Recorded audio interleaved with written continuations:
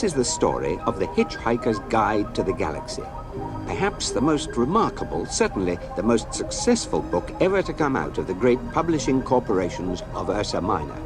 More popular than the Celestial Home Care Omnibus, better selling than 53 More Things to Do in Zero Gravity, and more controversial than Ulon Kalufid's trilogy of philosophical blockbusters, Where God Went Wrong, Some More of God's Greatest Mistakes, and Who Is This God Person Anyway?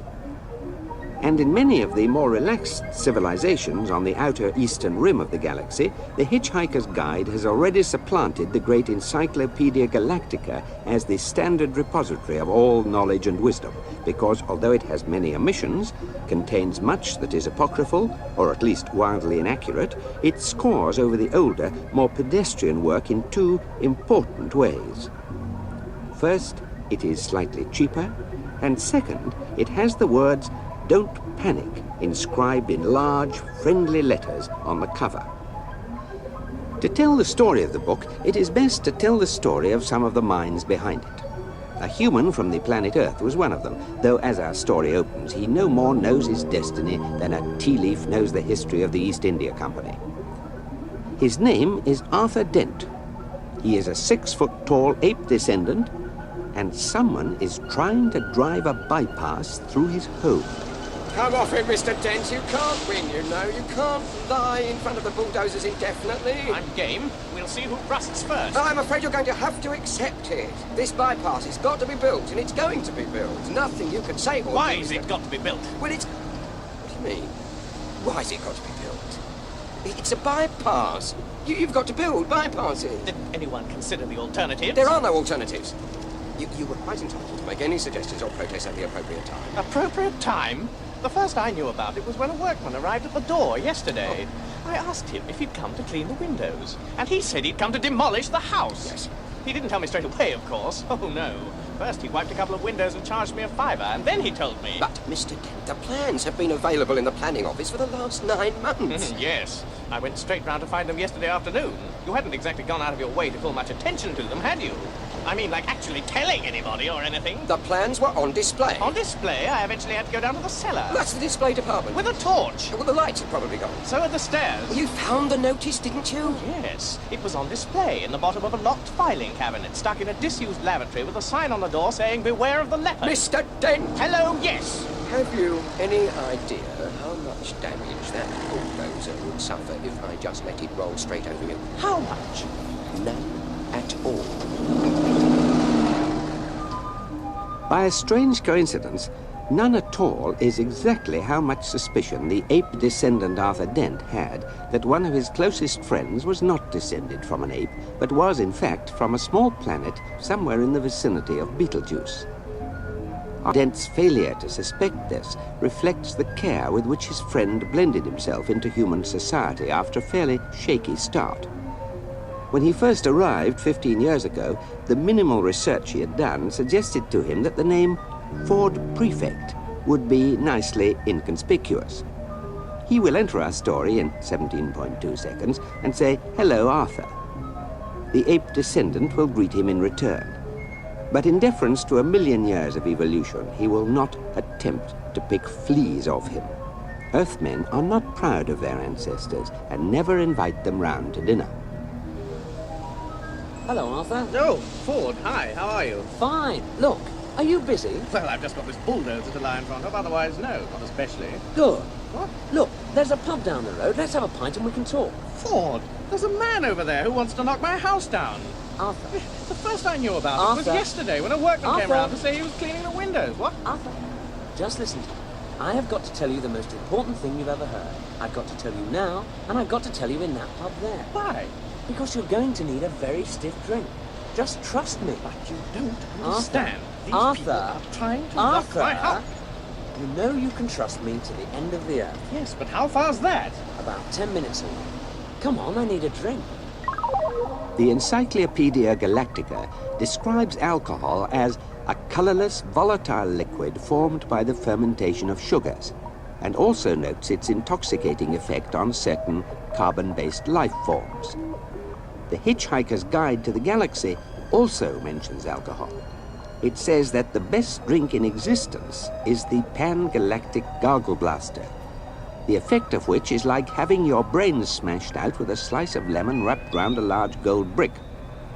The guide also tells you on which planets the best Pan-Galactic Gargle Blasters are mixed, how much you can expect to pay for one, and what voluntary organizations exist to help you rehabilitate. The man who invented this mind-pummeling drink also invented the wisest remark ever made, which was this: never drink more than 2 Pan-Galactic Gargle Blasters unless you are a 30-ton elephant with bronchial pneumonia. His name is Zaphod Beeblebrox, and we shall learn more of his wisdom later.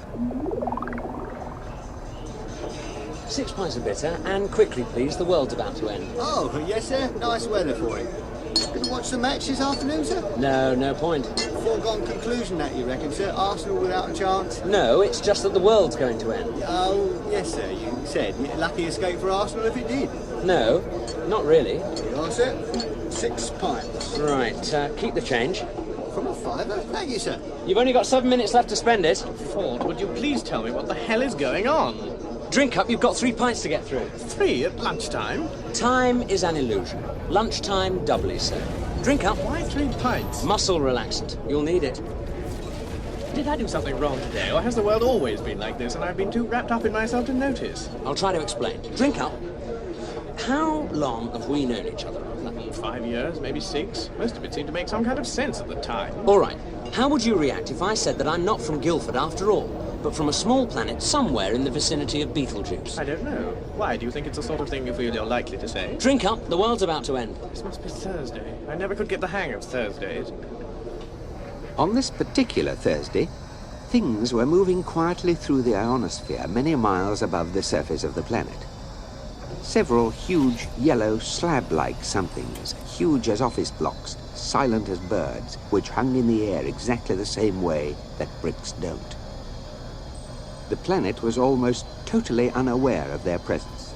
They went unnoticed at Goonhilly, they passed over Cape Canaveral without a blip, and Woomera and Jodrell Bank looked straight through them, which was a pity because it was exactly the sort of thing they'd been looking for all these years.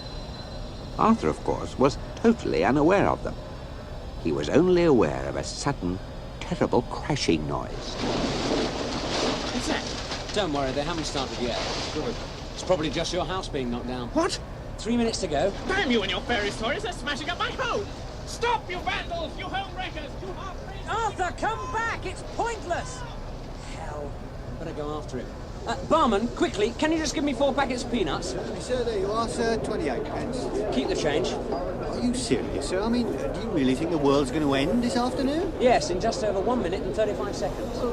Isn't there anything we can do? No, nothing. Well, I always thought we were meant to lie down or put a paper bag over our head or something. If you like, yes. Will that help? No.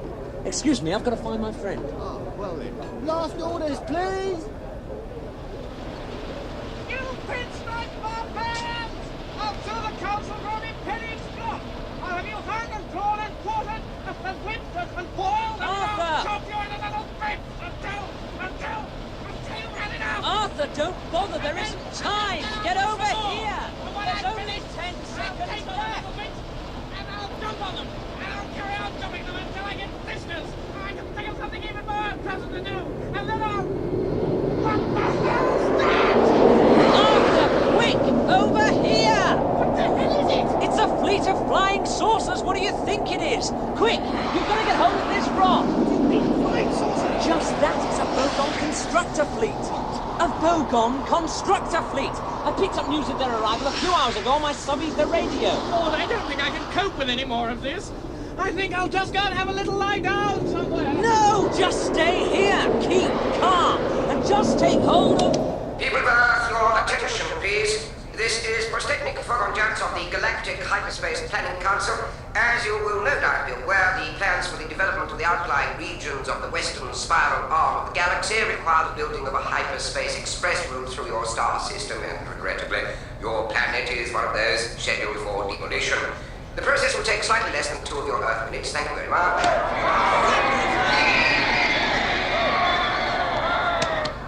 There's no point in acting all surprised about it. All the planning charts and demolition orders have been on display at your local planning department in Alpha Centauri for 50 of your Earth years. So you've had plenty of time to lodge any formal complaints, but it's far too late to start making a fuss about it now. What do you mean you've never been to Alpha Centauri?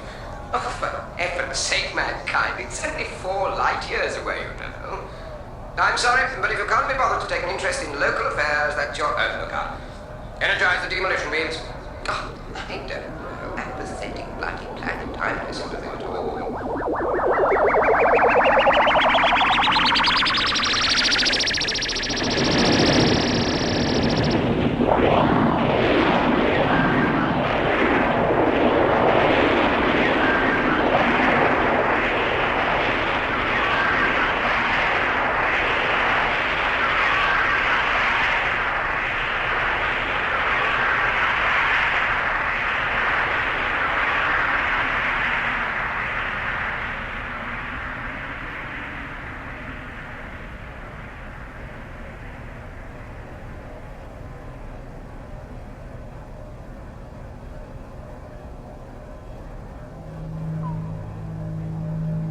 Some peanuts. What? If you've never been through a matter transference beam before, you've probably lost some salt and protein.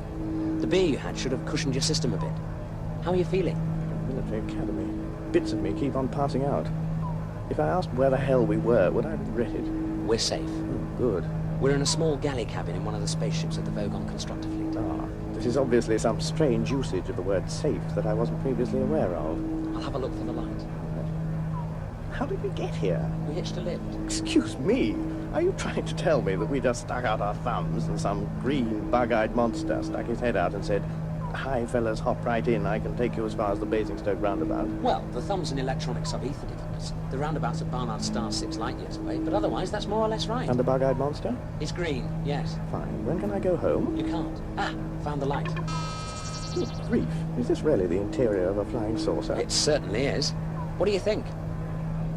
It's a bit squalid, isn't it? What did you expect? Oh, I don't know. Gleaming control panels, flashing lights, computer screens. Not old mattresses. Here, have a look at this. What is it? The Hitchhiker's Guide to the Galaxy. It's a sort of electronic book. It'll tell you everything you want to know. That's its job. I like the cover. Don't panic. It's the first helpful or intelligible thing anybody's said to me all day. That's why it sells so well. Here, press this button and the screen will give you the index. Right, now fast wind through to V. There you are. Vogon Constructor Fleets. Now, enter that code on the tabulator and read what it says.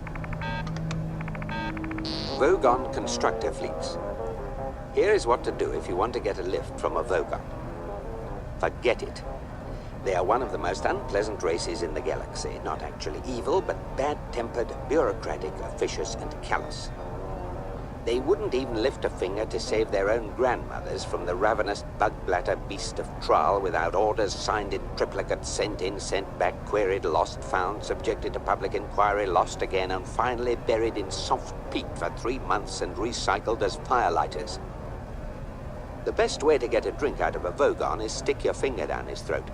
And the best way to irritate him is to feed his grandmother to the ravenous bug-blatter beast of Trial. What a strange book. But how did we get a lift, then? The Dentrassi let us on board. I thought you said they were called Bogons. Vogons. Ah, not Dentrassi. No, the Dentrassi are the in-flight caterers. Great guys. They're the best cooks and the best drinks mixers, and they don't give a wet slap about anything else. And they always help hitchhikers. Partly because they like the company, but mostly because it annoys the Vogons. Which is exactly what you need to know if you're a penniless hitchhiker trying to see the marvels of the galaxy for less than 30 Altarian dollars a day. But the book doesn't even mention them. Ah, it's not very accurate. I'm researching the new edition. That's my job. Fun, isn't it? It's amazing. Unfortunately, I got stuck on the Earth for rather longer than I intended. I came for a week and was stranded for 15 years. But how did you get there in the first place? Oh, I got to live with a teaser. Teaser? You know, rich kids with nothing to do. They cruise around looking for planets which haven't made interstellar contact yet and buzz them. Buzz them? Yes. They find some isolated spot, then land right by some poor unsuspecting soul whom no one's ever going to believe, and then strut up and down in front of him wearing silly antennae on their heads and making meep meep noises. Rather childish, really. What the devil's that? This might be important. It's the Vogon captain making an announcement on the PA. I can't speak Vogon. You don't need to, just put this fish in your ear. What? It's only a little one. Ugh. First time. Message repeat. This is your captain speaking, so stop whatever you're doing and pay attention. First of all, I see from our instruments that we have a couple of hitchhikers aboard our ship. Hello. Hello, wherever you are. I just want to make it totally clear that you are not at all welcome. I worked hard to get where I am today, and I did become captain of the Vogon constructor ship simply so that I could turn it into a taxi service for degenerate freeloaders.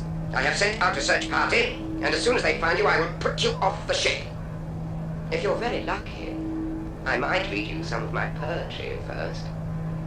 Secondly, we are about to jump into hyperspace for the journey to Barnard's Star. On arrival, we will stay in dock for a 72-hour refit, and no one's to leave the ship during that time. I repeat, all planet leave is cancelled.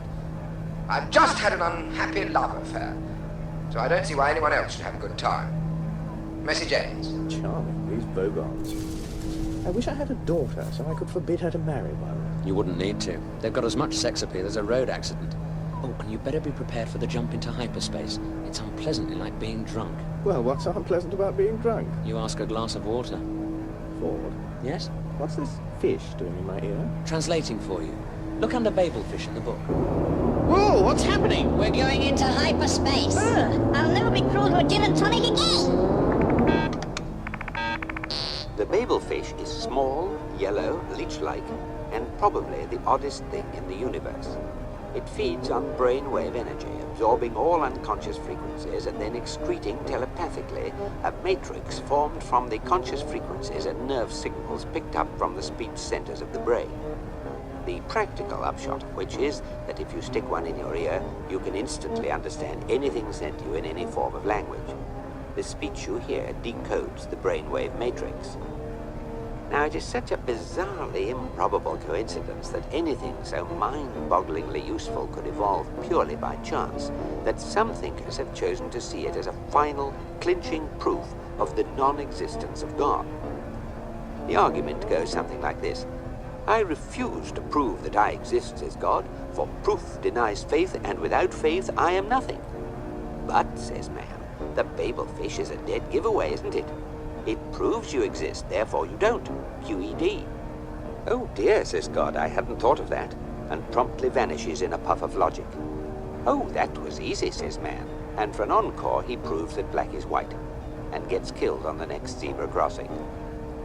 Most leading theologians claim that this argument is a load of dingo's kidneys, but that didn't stop Ulan Kalufin making a small fortune when he used it as the central theme of his best-selling book.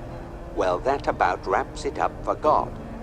Meanwhile, the poor Babelfish, by effectively removing all barriers of communication between different cultures and races, has caused more and bloodier wars than anything else in the history of creation. What an extraordinary book. Did you get much useful material on Earth? I was able to extend the entry, yes. Oh, let's see what it says in this edition then. Okay. Let's see. Earth. About the code. There's the page. Oh, it doesn't seem to have an entry. Yes, it does. Look. There, at the bottom of the screen. Under Eccentrica Golumbits, the triple-breasted whore of Eroticon 6. What, there? Oh, yes. Harmless? Is that all it's got to say? One word? Harmless? What the hell's that supposed to mean? Well, there are 100 billion stars in the galaxy and a limited amount of space in the book. And no one knew much about the Earth. Well, I hope you've managed to rectify that a bit. Yes, I transmitted a new entry off to the editor. Good. He had to trim it a bit, but it's still an improvement. What does it say now? Mostly harmless. Mostly harmless? Oh, come on! I think that's pretty good coverage for a disintegrated pile of rubble. And that's supposed to make me feel better, is it? Shh! What? That. What is it? Well, if we're lucky, it's just the Vogons come to throw us into space. If we're unlucky? The captain might want to read us some of his poetry first. Vogon poetry is, of course, the third worst in the universe. The second worst is that of the Asgoths of Krea. During a recitation by their poet-master, Grunthos the Flatulent, of his poem Ode to a Small Lump of Green Putty I Found in My Armpit One Midsummer Morning, 4 of his audience died of internal hemorrhaging, and the president of the Mid-Galactic Arts Nobbling Council only survived by gnawing one of his own legs off.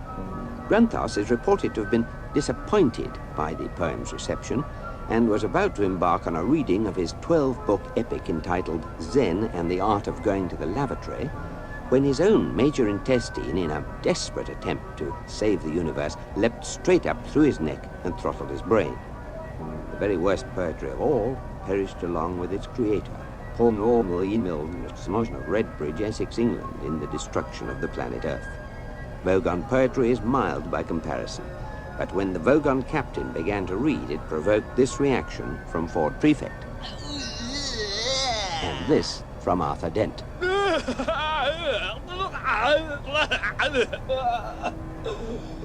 Oh, frettled grunt Bugley, thy micturations are to me as plurdled gabble blotting in a lurgy bee. Group, I implore thee, my hooting, curling drones, and hooptiously strangle me with crinkly, bindled words, for otherwise I will rend thee in the gobblewort with my burgle cruncheon. See if I don't. So, Earthlings, I present you with a simple choice. I was going to throw you straight out into the empty blackness of space to die horribly and slowly, but there is one way, one simple way, in which you may save yourselves. Think very carefully, for you hold your very lives in your hands. Now, choose. Either die in the vacuum of space, or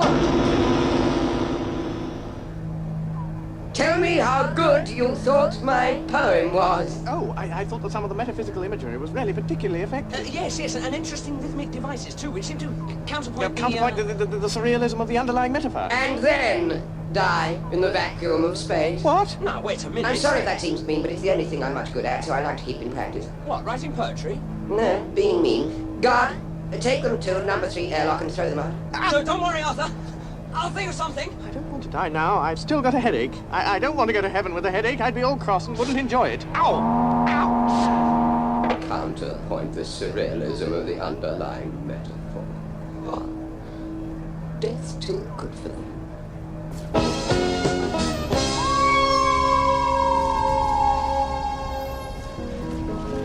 Far out in the uncharted backwaters of the unfashionable end of the western spiral arm of the galaxy lies a small, unregarded yellow sun.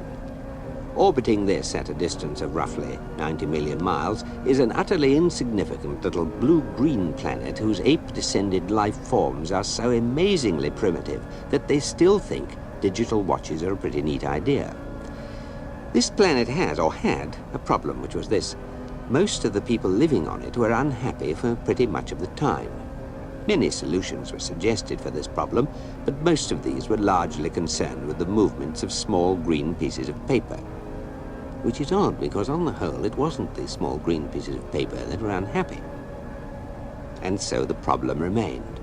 And lots of the people were mean, and most of them were miserable, even the ones with digital watches.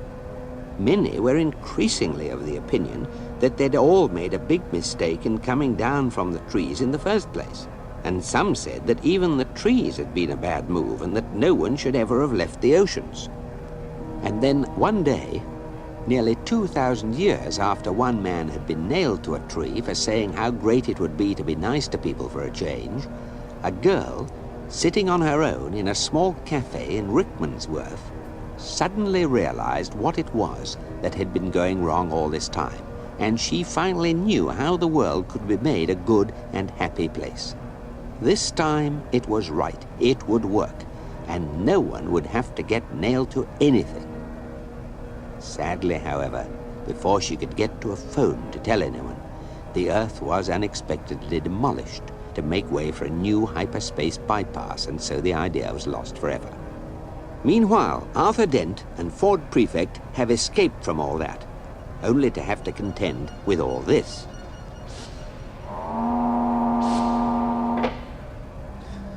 We're trapped now, aren't we?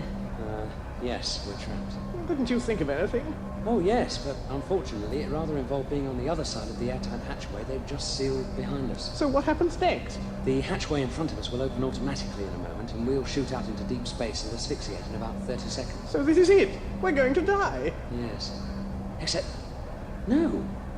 Wait a minute. What's this switch? What? Where? No, I was only fooling. We are going to die after all. No, it's at times like this, when I'm trapped in a Vogon airlock with a man from Beetlejuice and about to die of asphyxiation in deep space, that I really wish I'd listened to what my mother told me when I was young. Why? What did she tell you? I don't know. I didn't listen.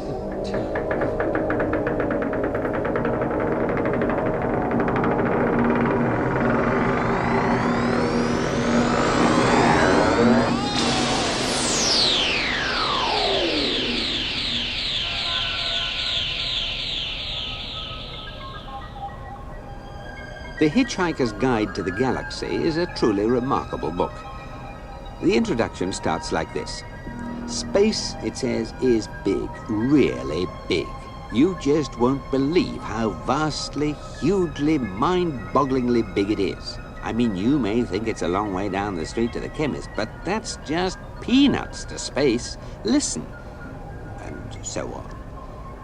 After a while, the style settles down a bit and it starts telling you things you actually need to know. Like the fact that the fabulously beautiful planet Bethselamin is now so worried about the cumulative erosion caused by 10 billion visiting tourists a year that any net imbalance between the amount you eat and the amount you excrete whilst on the planet is surgically removed from your body weight when you leave. So every time you go to the lavatory there, it is vitally important to get a receipt.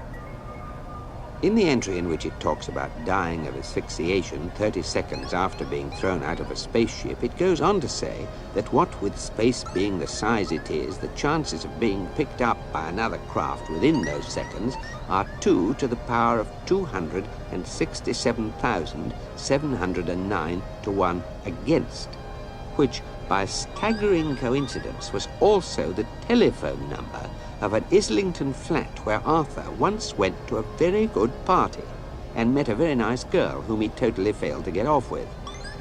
Though the planet Earth, the Islington flat, and the telephone have all now been demolished, it is comforting to reflect that they are in some small way commemorated by the fact that 29 seconds later, Ford and Arthur were in fact rescued.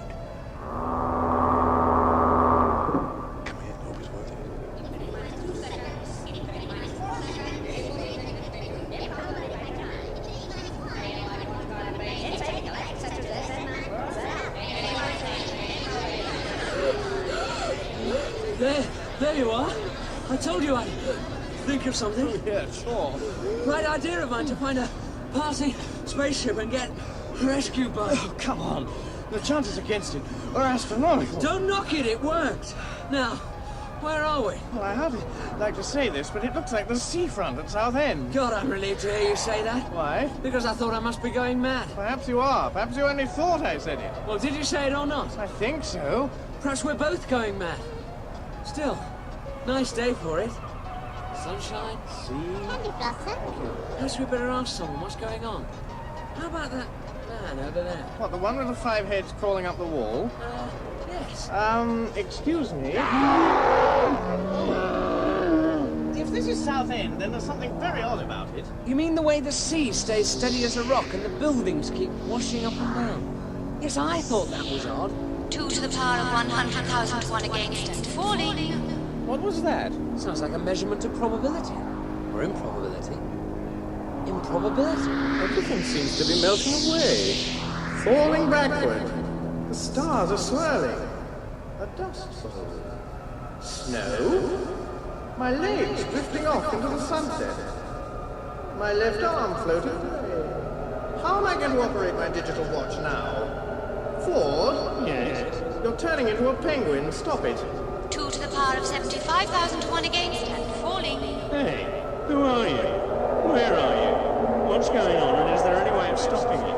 Please relax. You are perfectly safe. That's not the point. The point is that I am now a perfectly safe penguin, and my colleague here is rapidly running out of limbs. That's all right. I've got them back now. 2 to the power of 50,000 to 1 against and falling. Admittedly, they're longer than I usually like them, but... Isn't there anything you feel you ought to be telling us? Welcome to the starship Heart of Gold. Please do not be alarmed by anything you see or hear around you. You are bound to feel some initial ill effects as you have been rescued from certain death at an improbability level of 2 to the power of 267,709 to 1 against, possibly much higher. We are now cruising at a level of 2 to the power of 25,000 to 1 against and falling, and we'll be restoring normality as soon as we're sure what is normal. Anyway, thank you. 2 to the power of 20,000 to 1 against and falling. Arthur, this is fantastic. We've been picked up by a ship with the new infinite improbability drive. I mean, this is really incredible, Arthur. Arthur? What's happening? Ford, there's an infinite number of monkeys outside who want to talk to us about the script for Hamlet they've worked out. The infinite improbability drive is a wonderful new method of crossing interstellar distances in a few seconds without all that tedious mucking about in hyperspace. The principle of generating small amounts of finite improbability by simply hooking the logic circuits of a Bambleweenie 57 sub-Meson brain to an atomic vector plotter suspended in a strong Brownian motion producer, say a nice hot cup of tea, were of course well understood, and such generators were often used to break the ice at parties by making all the molecules in the hostess's undergarments simultaneously leap 1 foot to the left, in accordance with the theory of indeterminacy. Many respectable physicists said that they weren't going to stand for that sort of thing, partly because it was a debasement of science, but mostly because they didn't get invited to those sort of parties. Another thing they couldn't stand was the perpetual failure they encountered in trying to construct a machine which could generate the infinite improbability field needed to flip a spaceship between the furthest stars, and in the end, they grumpily announced that such a machine was virtually impossible. Then one day, a student, who had been left to sweep up the lab after a particularly unsuccessful party, found himself reasoning this way. If such a machine is a virtual impossibility, then it must logically be a finite improbability. So all I have to do in order to make one is to work out exactly how improbable it is, then feed that figure into the finite improbability generator, give it a fresh cup of really hot tea, and turn it on. He did this, and was rather startled to discover that he had managed to create the long-sought-after infinite improbability generator out of thin air. It startled him even more when just after he was awarded the Galactic Institute's prize for extreme cleverness, he got lynched by a rampaging mob of respectable physicists who had finally realized that the one thing they really couldn't stand was a smartass. 5 to 1 against and falling, 4 to 1 against and falling, 3 to 1, 2, 1, probability factor of 1 to 1. Have normality. I repeat, we have normality. Anything you still can't cope with is therefore your own problem.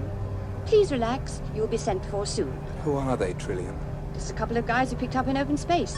Sector ZZ9, plural Z Alpha. Yeah, well, that's a very sweet thought, Trillian, but do you really think it wise under the circumstances? I mean, here we are, on the run and everything. We've got the police of half the galaxy after us, and we stopped to pick up hitchhikers. Okay, so 10 out of 10 for style, but minus several million for good thinking, eh? I didn't pick them up. The ship did it all by itself. What? Whilst we're in improbability drive. Well, that's incredible.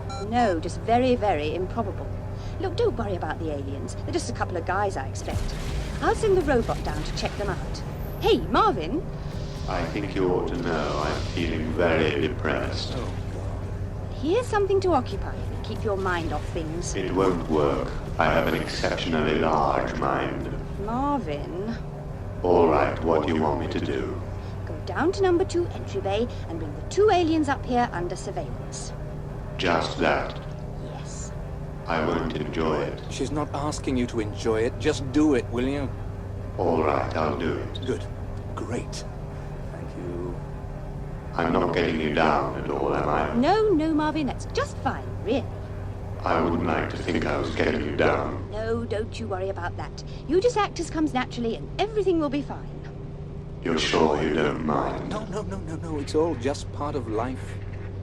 Life. Don't talk to me about life. I don't think I can stand that robot much longer, Zaphod. The Encyclopedia Galactica defines a robot as a mechanical apparatus designed to do the work of a man. The marketing division of the Sirius Cybernetics Corporation defines a robot as your plastic pal who's fun to be with. The Hitchhiker's Guide to the Galaxy defines the marketing division of the Sirius Cybernetics Corporation as a bunch of mindless jerks who'll be the first against the wall when the revolution comes.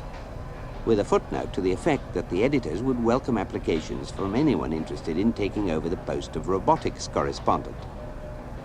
Curiously enough, an edition of the Encyclopedia Galactica that fell through a time warp from 1,000 years in the future defined the marketing division of the Sirius Cybernetics Corporation as a bunch of mindless jerks who were the first against the wall when the revolution came. I think this ship is brand new, Arthur. How can you tell? Have you got some exotic device for measuring the age of metal? No, I just found this sales brochure lying on the floor. The universe can be yours. Yes, look. Sensational new breakthrough in improbability physics. As the ship's drive reaches infinite improbability, it passes through every conceivable point in every conceivable universe almost simultaneously. You select your own re-entry point. Be the envy of other major governments. This is big league stuff. It looks a hell of a lot better than that dingy Vogon ship. This is my idea of a spaceship. It's all gleaming white, flashing lights, everything. What happens if I press this button? I wouldn't. Oh. What happened? A sign lit up saying, please do not press this button again. They make a big thing of the ship's cybernetics. A new generation of Sirius Cybernetics Corporation robots and computers with the new GPP feature. GPP? What's that? It says genuine people personalities. Ghastly. Thank you. It is What? ghastly. It all is absolutely ghastly. Just don't even talk about it. Look at this door. All the doors in this spacecraft have a cheerful and sunny disposition. It is their pleasure to open for you and their satisfaction to close again with the knowledge of a job well done. Thank you. Hateful. Come on. I've been ordered to take you up to the bridge. Here I am, brain the size of a planet, and they tell me to take you up to the bridge. Call that job satisfaction, because I don't. Excuse me, which government owns this ship? You watch this door. It's about to open again. I can tell by the intolerable air of smugness it suddenly generates. Thank you. Come on. Thank you. Thank you, the marketing division of the Sirius Cybernetics Corporation. Which government owns this ship? Let's build robots with genuine people personalities, they said. So they tried it out with me. I'm a personality prototype. You can tell, can't you? Well... I hate that door. I'm not getting you down, am I? Which government owns it? No government owns it. It's been stolen. Stolen? Stolen? Who by? Zaphod Beeblebrox. Zaphod Beeblebrox? Oh, sorry, did I say something wrong? Pardon me for breathing, which I never do anyway, so I don't know why I bothered to say it. Oh, God, I'm so depressed. Here's another of those self-satisfied doors. Glad to be of service. Life. Don't talk to me about life. No one even mentioned it. Really? Zaphod Beeblebrox.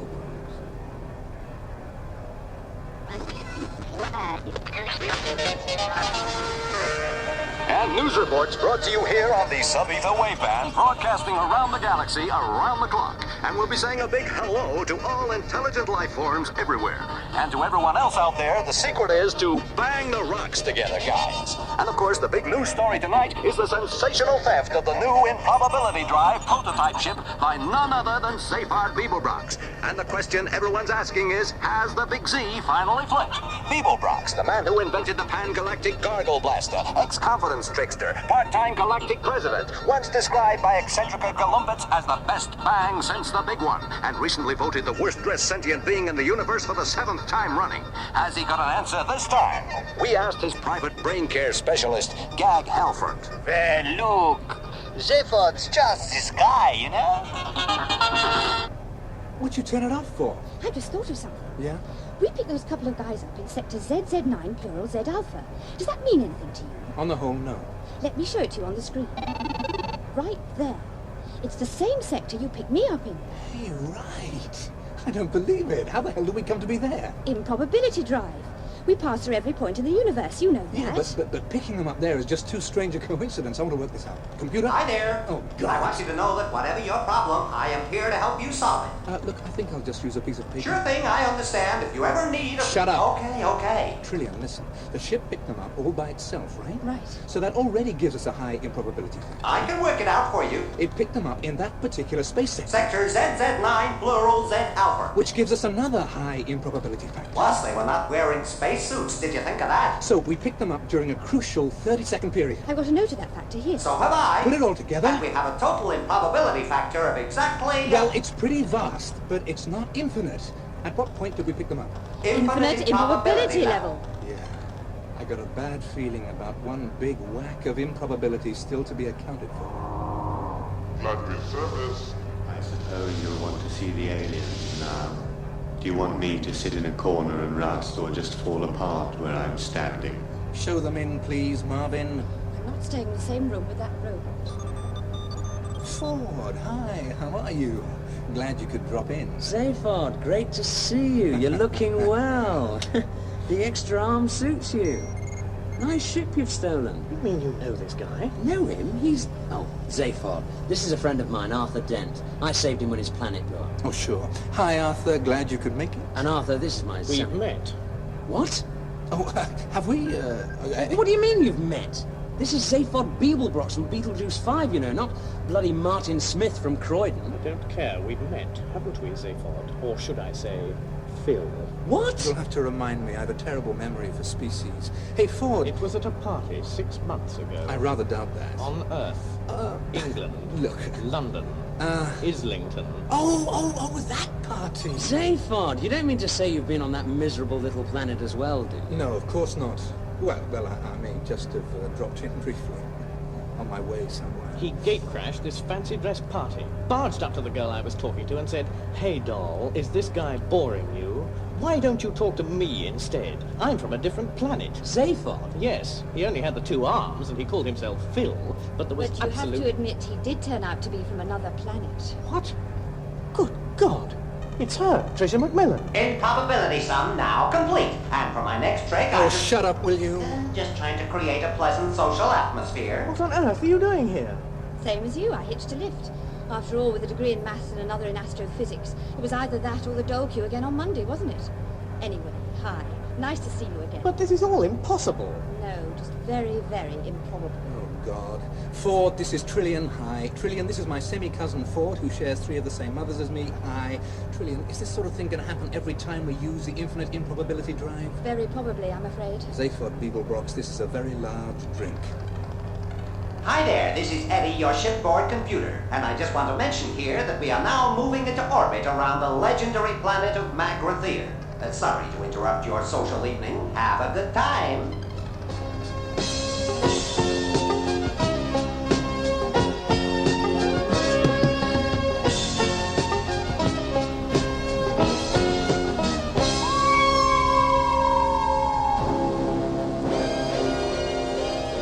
Far back in the mists of ancient time, in the great and glorious days of the former galactic empire, life was wild, rich, and on the whole tax-free.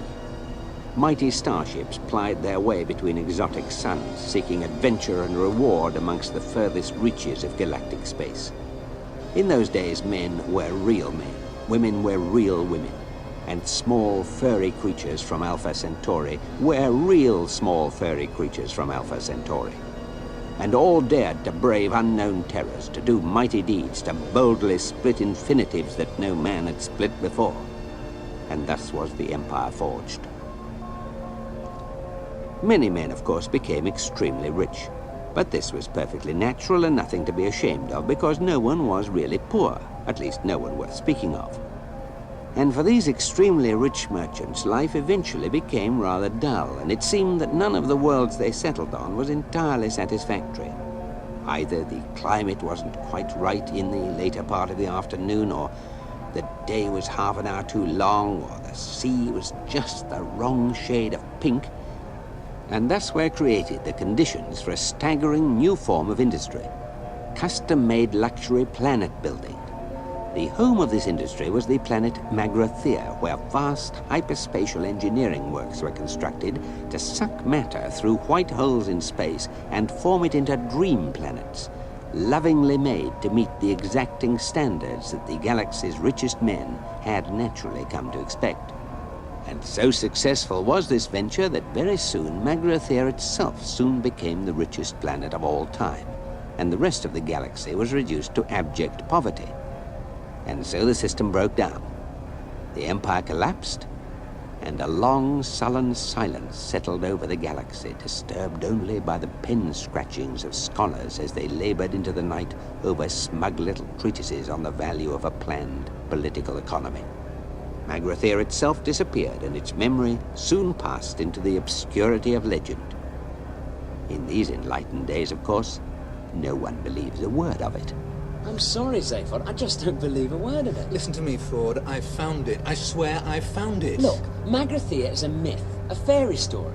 It's what parents tell their kids about at night if they want them to grow up to become economists, and we are currently in orbit around it. Zaphod, I can't help it. You may personally be in orbit around, but this ship... Computer... Oh, no. Hi there, this is Eddie, your shipboard computer, and I'm feeling just great, guys. And I know I'm just going to get a bundle of kicks out of any program you care to run through me. Is this necessary? Computer, tell us again what our current trajectory is. A real pleasure, fella. We are currently in orbit at an altitude of 300 miles around the legendary planet of Magrathea. Golly. Proving nothing. I wouldn't trust that computer to speak my weight. I can do that for you, sure. No, thank you. I can even work out your personality problems to 10 decimal places if it'll help. Zaphod, we should have dawn coming up at any minute now on the planet, whatever it turns out to be. Okay. Let's just take a look at it. Computer? Hi there, what can I do Just for shut up and give us external vision on the monitors. Yes, sir. I feel I may be missing the point of something. Well, it's just that Magrathea is supposed to be this legendary planet from way back, which no one seriously believes in. A bit like Atlantis, really. Except that the legends say the Magratheans used to manufacture planets. No, I'm sorry, Zaphod. It looks very pretty on the screen, but I refuse to believe it's Magrathea. The suspense is killing me. Is there any tea on this spaceship? Stress and nervous tension are now serious social problems in all parts of the galaxy. And it is in order that this situation should not be exacerbated that the following facts will now be revealed in advance. The planet in question is, in fact, Magrathea. The deadly missile attack shortly to be launched by an ancient and automatic defense system will merely result in the bruising of someone's upper arm and the untimely creation and sudden demise of an innocent sperm whale and a bowl of petunias. In order that some sense of mystery should still be preserved, no revelation will yet be made concerning whose upper arm has been bruised. This fact may safely be made the subject of suspense, since it is of no significance whatsoever. None of this, of course, is known to the crew of the starship Heart of Gold. Well, even supposing it is Magrathea. It is. Which it isn't. What do you want with it anyway? Oh, the usual. Fame, money... But it just looks like a dead planet. Greetings, Computer? Hi there. What is it? Oh, just some 5-million-year-old tape recording that's being broadcast at us. This is a recorded announcement, as I'm afraid we're all out, gentlemen. The Commercial Council of Magrathea thanks you for your esteemed visit. Okay. But regrets that the entire planet is temporarily closed for business. Thank you. If you would like to leave your name and the address of the planet where you could be contacted, kindly speak when you hear the tone. They want to get rid of us. What do we do? It's just a recording. Keep going. Got that, computer? I got it. We would like to assure you that as soon as our business is resumed, announcements will be made in all fashionable magazines and color supplements, and clients will once again be able to select from all that's best in contemporary geography. Meanwhile, we thank our clients for their kind interest and would ask them to leave now. Well, I suppose we'd better be going then, hadn't we? Shh. There's absolutely nothing to be worried about. Then why is everyone so tense? They're just interested. We keep going. It is most gratifying that your enthusiasm for our planet continues unabated, and so we would like to assure you that the guided missiles currently converging with your ship are part of the special service we extend to all of our most enthusiastic clients. And the fully armed nuclear warheads are, of course, merely a courtesy detail. We look forward to your custom in future lives. Thank you. If that's their sales pitch, what must it be like in the complaints department? Hey, this is terrific. It means we really must be onto something if they're trying to kill us. Terrific. You mean there is someone down there after all? No, the whole defense system must be automatic, but the question is why? What are we going to do? Just keep cool. Is that all? No, we're also going to take evasive action. Computer, what evasive action can we take? None, I'm afraid, guys. Or something. There seems to be something jamming my guidance systems. Impact minus 40 seconds. Oops, sorry, I didn't mean to do that. Please call me Eddie if it'll help you relax. Right. Look, we've got to get manual control of this ship. Can you fly her? No, can you? No. Forward? No. Fine, we'll do it together. I can't either. Yeah, I'd guess that. Computer, I want a full manual control now. You got it. Good luck, guys. Impact minus 30 seconds. Okay, forward. Full retro thrust and 10 degrees starboard. We're veering too fast. Can't hold her. She's going into a spin.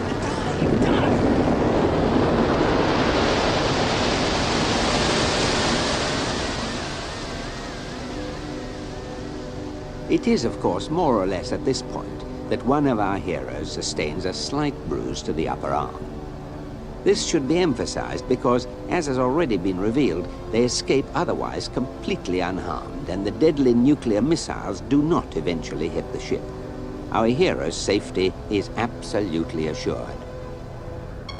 Impact minus 25 seconds, guys. The rockets are still homing in. You can't shake them. We're going to die. When you walk through Shut that bloody computer up. Impact minus 15 seconds. Why doesn't anyone turn on this improbability drive thing? Don't be silly, you can't do that. Why not? There's nothing to lose at this stage. Does anyone know why Arthur can't turn on the improbability drive? Minus 5 seconds has been ignoring you guys. God bless you. I said, does anyone...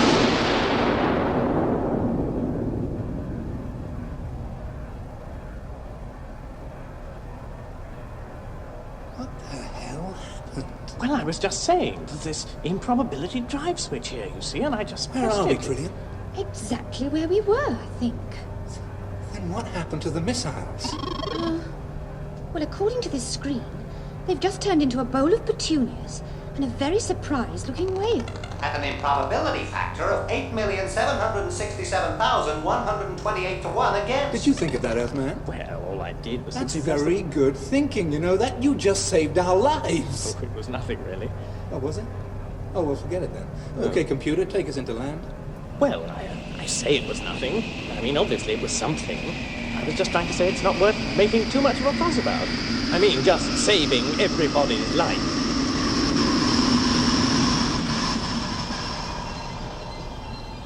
Another thing that no one made too much fuss about was the fact that against all probability, a sperm whale had suddenly been called into existence some miles above the surface of an alien planet.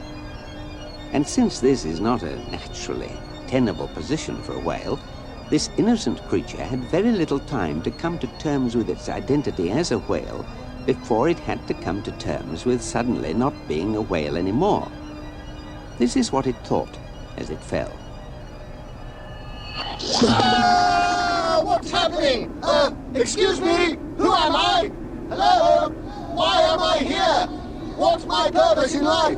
What do I mean by who am I? Now, calm down. Get a grip now. Oh, this is an interesting sensation. What is it? It's a sort of yawning, tingling sensation in my... Well, I suppose I better start finding names for things if I want to make any headway in what, for the sake of what I shall call an argument, I shall call the world. So, let's call it my stomach. So, a yawning, tingling sensation in my stomach. Good. Ooh, it's getting quite strong. And hey, what about this whistling, roaring sound going past what I'm suddenly going to call my head? That can be wind. Is that a good name? Yeah, well, it'll do. Perhaps I can find a better name for it later when I find out what it's for, because there certainly seems to be a hell of a lot of it. Hey, what's this thing? Let's call it, tail. Yeah, tail. Hey, I can really thrash him out pretty good, can't I? Wow! Wow! Hey! Doesn't seem to achieve much, but I'll probably find out what it's for later on. Now, have I built up any coherent picture of things yet? No. Oh, well, hey, this is really exciting. So much to find out about, so much to look forward to. I'm quite dizzy with anticipation. Or is it the wind? Hey, there really is a lot of that now, isn't there? And wow, what's this thing coming towards me very fast? Very, very fast. So big and flat and wide. It needs a big, wide-sounding sort of word like round, ground. That's it. Ground. I wonder if it'll be fun soon.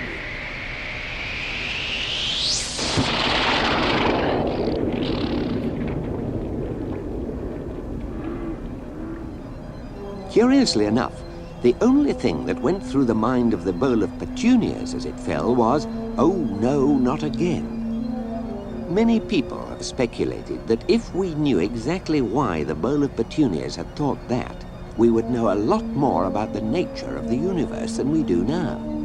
Similarly, a lot of people might have found life a great deal less puzzling if it had been generally realized that human beings were only the third most intelligent life forms on the planet Earth, instead of, as was generally thought by most independent observers, the second.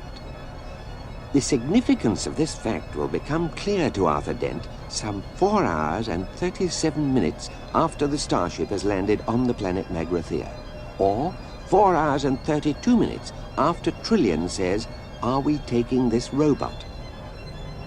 Are we taking this robot? Don't feel you have to take any notice of me, please. Oh, Marvin, the paranoid android. Yeah, we'll take him.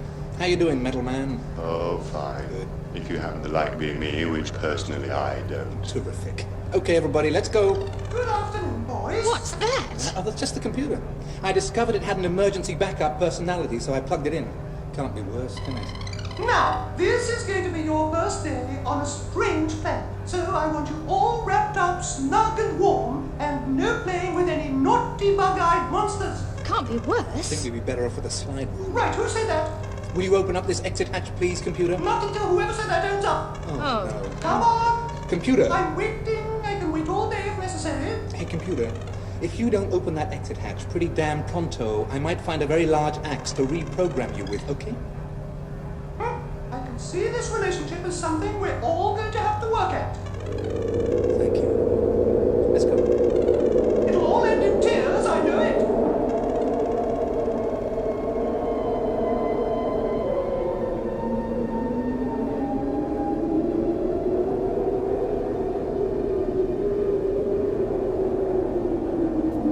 It's fantastic. It's bloody cold. An entire alien world. Thousands of light years from home. Pity it's such a dump, though. Yeah, stark, dreary, and spattered with whale meat. Hey, from this ridge you can see the remains of an ancient city. What's it like? Well, it's a bit of a dump. Ford, do you realize that robot can hum like Pink Floyd? But I found what I was after. A passageway leading down into the interior of the planet. Yeah? And that's where we have to go. Where no organic life form has trod these 5 million years into the very depths of time itself. Can it, Marvin? Come on, if we're going. Right. Hey, Earthman. Arthur. Could you sort of keep the robot with you and guard this end of the passageway, okay? Guard? What from? You just said there's no one here. Yeah, well, just for safety, okay? Whose? Yours or mine? Good lad. Okay, here we go. Bye. Bye. Bye. Well, I hope you all have a really miserable time. Don't worry, they will. Why don't you flip through the book whilst you're waiting? What book? The Hitchhiker's Guide to the Galaxy. Oh, that thing. The Hitchhiker's Guide to the Galaxy is a very unevenly edited book and contains many passages which simply seemed to its editors like a good idea at the time. One of these supposedly relates the experiences of one Vít Vujagig, a quiet young student at the University of Maximegalon who pursued a brilliant academic career studying ancient philology, transformational ethics, and the wave harmonic theory of historical perception, and then, after a night of drinking pan-galactic gargle blasters with Zaphod Beeblebrox, became increasingly obsessed with the problem of what had happened to all the biros he'd bought over the past few years. There followed a long period of painstaking research, during which he visited all the major centers of biro loss throughout the galaxy, and eventually came up with a quaint little theory which quite caught the public imagination at the time. Somewhere in the cosmos, he said, along with all the planets inhabited by humanoids, reptiloids, fishoids, walking trioids, and super-intelligent shades of the color blue, there was also a planet entirely given over to biro life forms. And it was to this planet that unattended biros would make their way, slipping quietly through wormholes in space, to a world where they knew they could enjoy a uniquely biroid lifestyle, responding to highly biro-orientated stimuli, in fact, leading the biro equivalent of the good life. And as theories go, this was all very fine and pleasant, until Vít Vujicic suddenly claimed to have found this planet, and to have worked there for a while driving a limousine for a family of cheap green retractables. Whereupon he was taken away, locked up, wrote a book, and was finally sent into tax exile, which is the usual fate reserved for those who are determined to make a fool of themselves in public. When one day an expedition was sent to the spatial coordinates that Vujicic had claimed for this planet, they discovered only a small asteroid inhabited by a solitary old man who claimed repeatedly that nothing was true, though he was later discovered to be lying. There did, however, remain the question both of the mysterious 60,000 Altarian dollars paid yearly into his bank account and, of course, of Zaphod Beeblebrox's highly profitable second-hand biro business. Meanwhile, on the surface of Magrathea,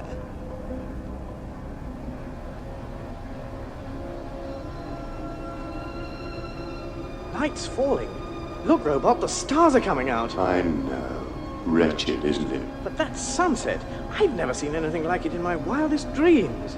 The two suns. It was like mountains of fire boiling into space. I've seen it. It's rubbish. We only ever had the one sun at home. I came from a planet called Earth, you know. I know. You keep going on about it. It sounds awful. Oh, no. It was a beautiful place. Did it have oceans? Oh, yes. Great, wide, rolling blue oceans. Can't bear oceans. Tell me, do you get on well with other robots? Hate them. Where are you going? I think I'll just take a short walk. Don't blame you. Good evening. Do you choose a cold night to visit our dead planet? My name is not important. Startled me. Do not be alarmed. I will not harm you. But you shot at us. There were missiles. Merely an automatic system. Ancient computers, ranged in the long caves deep in the bowels of the planet, tick away the dark millennia. I think they take the occasional pot shot to relieve the monotony. I'm a great fan of science, you know. Really? Oh, yes. You seem ill at ease. Well, no disrespect, but I gathered you were all dead. Dead? No. We have but slept. Oh, slept? Yes, through the economic recession, you see. What? Well, 5 million years ago, the galactic economy collapsed, and seeing that custom-built planets are something of a luxury commodity, you see, you know we built planets, do you? Yes, I sort of gathered. Fascinating trade. Doing the coastlines was always my favorite. Used to have endless fun doing all the little fiddly bits in fjords. So, anyway, the recession. Yes, we decided to sleep through it. Sleep through it? Yes. Our computers were index-linked to the galactic stock market prices, you see. They were programmed to revive us when everyone had rebuilt the economy enough to afford our rather expensive services again. Good God, that's a pretty unethical way to behave, isn't it? Is it? I'm sorry, I'm a bit out of touch. Now, you must come with me. Great things are afoot. You must come now, or you will be late. Late? What for? What is your name, human? Dent. Arthur Dent. Late? As in the late Dent, Arthur Dent. It's a sort of threat, you see. I've never been terribly good at them myself, but I'm told they can be terribly effective. Come, we must go. Even now, our race is being revived from its 5-million-year-old slumber. Excuse me, what is your name, by the way? My name? My name is Slarty Bartfast. I beg your pardon. Slarty Bartfast. Slarty Bartfast. I said it wasn't important. Come. It is an important and popular fact that things are not always what they seem.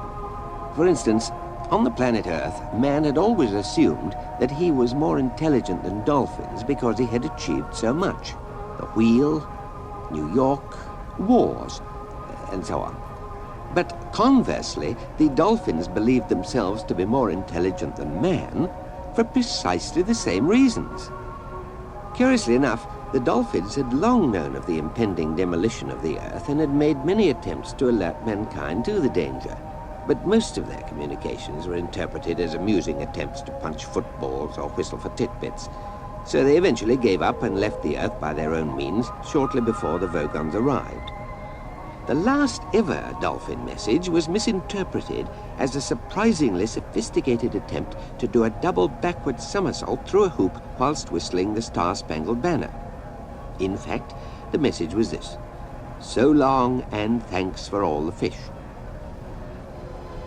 In fact, there was only one species on the planet more intelligent than dolphins, and they spent a lot of their time in behavioral research laboratories, running round inside wheels and mazes, conducting frighteningly elegant and subtle experiments on man. Earthman, we are now deep in the heart of Magnesia. I should warn you that the chamber we are about to be projected into does not literally exist within our planet. It is simply the gateway into a vast tract of hyperspace. It may disturb you. Oh. It scares the willies out of me. Here we go. Welcome to our factory floor. This is where we make most of our planets, you see. The planet forges of Magrathea. We have been awakened to perform just one extraordinary commission. There, in the distance before us. My God, the Earth!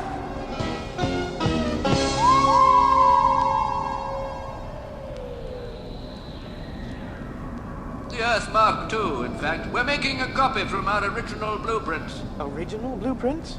Are you trying to tell me you made the Earth? Oh, yes. Did you ever go to a place, I think it was called Norway? No, I didn't. Pity, that was one of mine. Won an award, you know. Lovely, crinkly edges. I was terribly sorry to hear it had been destroyed. You were? 5 minutes too early. What? Shocking cock-up. The mice were furious. The mice were furious? Yes. Oh, yes, well, so I expect with the dogs and cats and duck-billed platypuses. But really, I don't see they weren't running the planet, were they? No, but the mice were. Huh? So they were rather upset that it was destroyed 5 minutes too early, so we've got to build another one. Sorry. Are we talking about the little white furry things with the cheese fixation and women standing screaming on tables in early 60s sitcoms? Earthman, it is sometimes hard to follow your mode of speech. Remember, I have been asleep inside this planet of Magrathea for 5 million years and know little of these early 60s sitcoms of which you speak. But these creatures you call mice are merely the protrusion into our dimension of vast, hyper-intelligent, pan-dimensional beings. The whole business with the cheese and the squeaking is just a front. They've been experimenting on you, I'm afraid. No, come on, that's the wrong way round. We used to experiment on them. You know, behavioral research and so on. Such subtlety. What? How better to disguise their real natures and how better to guide your thinking. Suddenly running down the maze the wrong way, eating the wrong bit of cheese, unexpectedly dropping dead of myxomatosis. Earthman, I'm afraid I must tell you that your planet of people have formed the matrix of an organic computer, running a 10-million-year research program to find the ultimate question of life, the universe, and everything. Oh. You see, they really are particularly clever, hyper-intelligent, pan-dimensional beings. Attention, please, slightly broadcast. The mice have received reports that you have a human from the planet Earth with you. Report immediately. Report immediately. However, in the field of management relations, they're absolutely shocking. Really? Yes, you see, well, every time they give me an order, I just want to jump on a table and scream. I can see that would be a problem. There are, of course, many problems connected with life, of which some of the most popular are: why are people born, why do they die, and why do they want to spend so much of the intervening time wearing digital watches? Many millions of years ago, a race of hyper-intelligent, pan-dimensional beings got so fed up with all the constant bickering about the meaning of life, which used to interrupt their favorite pastime of Brockian ultra cricket, a curious game which involved suddenly hitting people for no readily apparent reason and running away, that they decided to sit down and solve the problem once and for all. And to this end, they built themselves a stupendous supercomputer which was so amazingly intelligent that even before its databanks had been connected up, it had started from first principles with "I think, therefore I am," and had got as far as deducing the existence of rice pudding and income tax before anyone managed to turn it off. Could a mere computer solve the problem of life, the universe, and everything? Fortunately for posterity, there exists this recording of what happened when the computer was given its monumental task. What is this great task for which I, Deep Thought, the second greatest computer in the universe of time and space, have been called into existence? Oh, Deep Thought computer, the task we have designed you to perform is this. We want you to tell us the answer. The answer? The answer to what? Life. The universe. Everything. Tricky. But can you do it? Yes, I can do it. There is an answer? A simple answer? Yes. Life, the universe, and everything. There is an answer. But I'll have to think about it. What's happening out there? We demanded mission. Come on, you can't keep us out. We demand that you can't keep us out. Who are you? What do you want? I am Magic Thighs. And I demand that I am Vroomfondle. It's all right, you don't need to demand that. Sorry. All right, I am Vroomfondle, and that is not a demand. That is a solid fact. What we demand is solid facts. No, we don't. That is precisely what we don't demand. Sorry. We don't demand solid facts. Right. What we demand is a total absence of solid facts. I demand that I may or may not be Vroomfondle. Look, but who are you anyway? We are philosophers. So we may not be. Yes, we are. We're quite definitely here as representatives of the amalgamated union of philosophers, sages, luminaries, and other professional thinking persons. And we want this machine off, and we want it off now. What is all this? We demand that you get rid of it. What's the problem? I'll tell you what the problem is.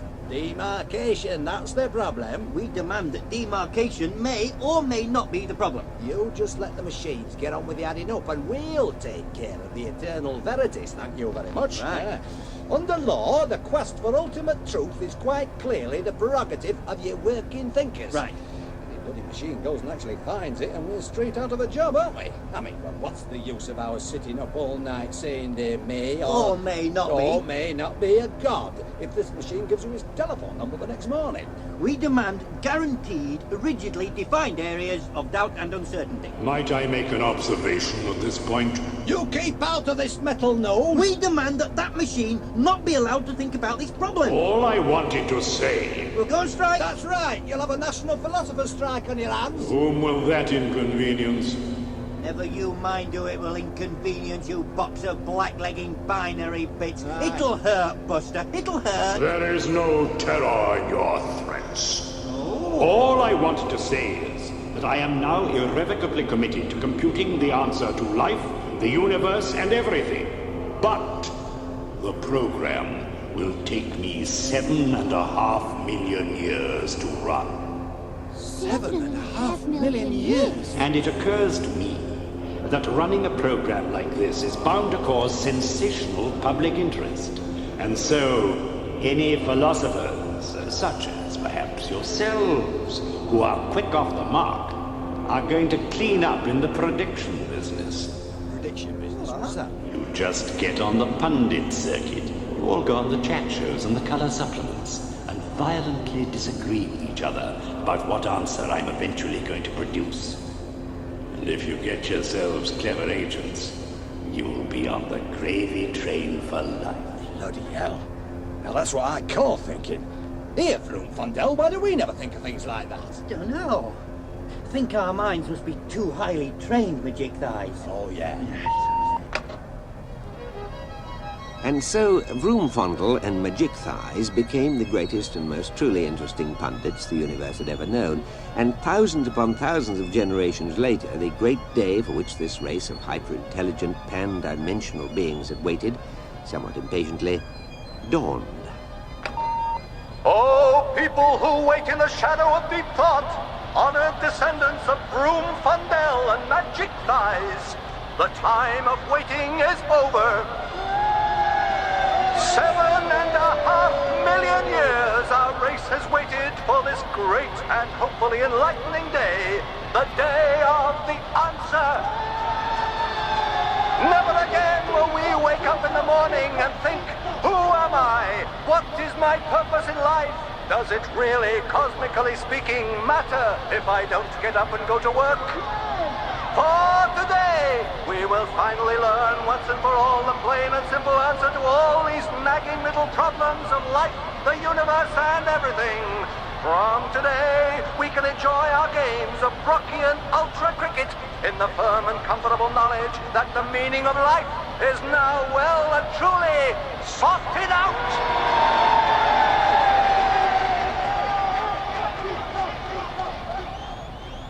The time is nearly upon us.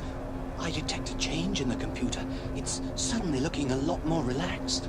75,000 generations ago, our ancestors set this program in motion. In all that time, we will be the first to hear the computer speak. An awesome prospect. We are the ones who will hear the answer to the great question of life. The universe. And everything. Deep thought prepares to speak. Good evening. Good evening. Oh, Deep Thought, do you have you, that is, An answer for you? Yes. Yes, I have. There really is one? There really is one. To everything?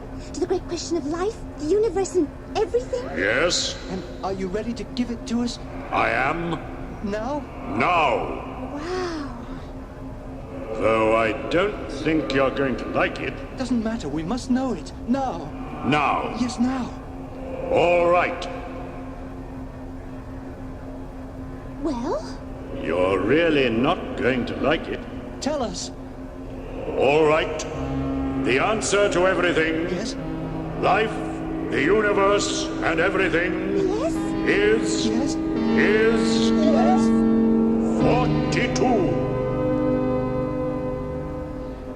We're going to get lynched, you know that. It was a tough assignment. 42? I mean, we've waited all that money. May I be permitted to make an observation? 7.5 million years' work. I checked it very thoroughly, and that definitely is the answer. I think the problem, essentially, is that you've never actually said what the question is. But it was the ultimate question, the question of life, the universe, and everything. Yes, but what actually is it? Well, I mean, You know, why is, What? what sort of, Where, when, well, everything. Just everything, you know. Exactly. Now, once you know what the question actually is, you'll know what the answer means. Oh, terrific. Look, all right. Now, can you please tell us the question? The ultimate question Yes. of life, the universe, and everything. Yes. Tricky. But can you do it? No. Oh. But I'll tell you who can. But who? Please tell us, please. I speak of the computer that is to come after me. A computer whose merest operational parameters I am not worthy to calculate. And yet, I will design it for you. A computer to calculate the ultimate question. A computer of such infinite and subtle complexity that organic life itself shall form part of its operational matrix. And you yourselves shall take on the forms of humble rodents and go down into the computer. I think this is getting needlessly messianic. Down to navigate its 10 million year program. Yes, I shall design this computer for you, and I shall name it also unto you, and it shall be called the Earth. Yes. Oh. What a dull name. Earthman, you must awake. Wake up. Where am I? You have been in a deep trance, absorbing data from the Magrathian Compu-Matrix archive cells. Oh, of course. Come, you are to meet your masters. Your arrival on our planet has caused considerable excitement. It has already been hailed as the third most improbable event in the history of the universe. What were the first two? Oh, probably just coincidences. But was that all true? That the Earth was just a huge computer? Yes, and it was destroyed by the Vogons 5 minutes before the 10 million year program was completed. Well, that's bureaucracy for you. You know, that would explain a lot of things.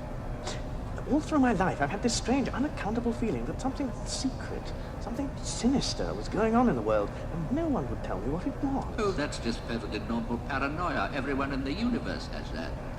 Well, perhaps that means that somewhere outside even the universe, on the next scale up... Maybe. Who cares? Perhaps I'm old and tired, but I always think the chances of finding out what really is going on are so absurdly remote that the only thing to do is say, hang the sense of it and just keep yourself occupied. Look at me. I designed coastlines. I got an award for Norway. Where's the sense in that? None that I've been able to make out. I've been doing fjords all my life. For a fleeting moment, they become fashionable, and I get a major award. In this replacement Earth we're building, they're giving me Africa to do, and of course I'm doing it with all fjords again because I happen to like them. And I'm old-fashioned enough to think that they give a lovely baroque feel to a continent. And they tell me it's not equatorial enough. What does it matter? Science has achieved some wonderful things, of course, but I'd far rather be happy than right any day. And are you? No. That's where it all falls down, of course. Pity. It sounded like quite a good lifestyle otherwise. Attention, please, Slarty Broadfast. Would Slarty Broadfast and the visiting Earth creature please report to the Mice in the Works reception area immediately? I seem to be having this tremendous difficulty with my lifestyle. Beg your pardon? I'm sorry, that must seem an awfully fatuous thing to say. Yes, I thought so. It's just that I find it a bit hard to relate to all this. It is, of course, well known that careless talk costs lives, but the full scale of the problem is not always appreciated.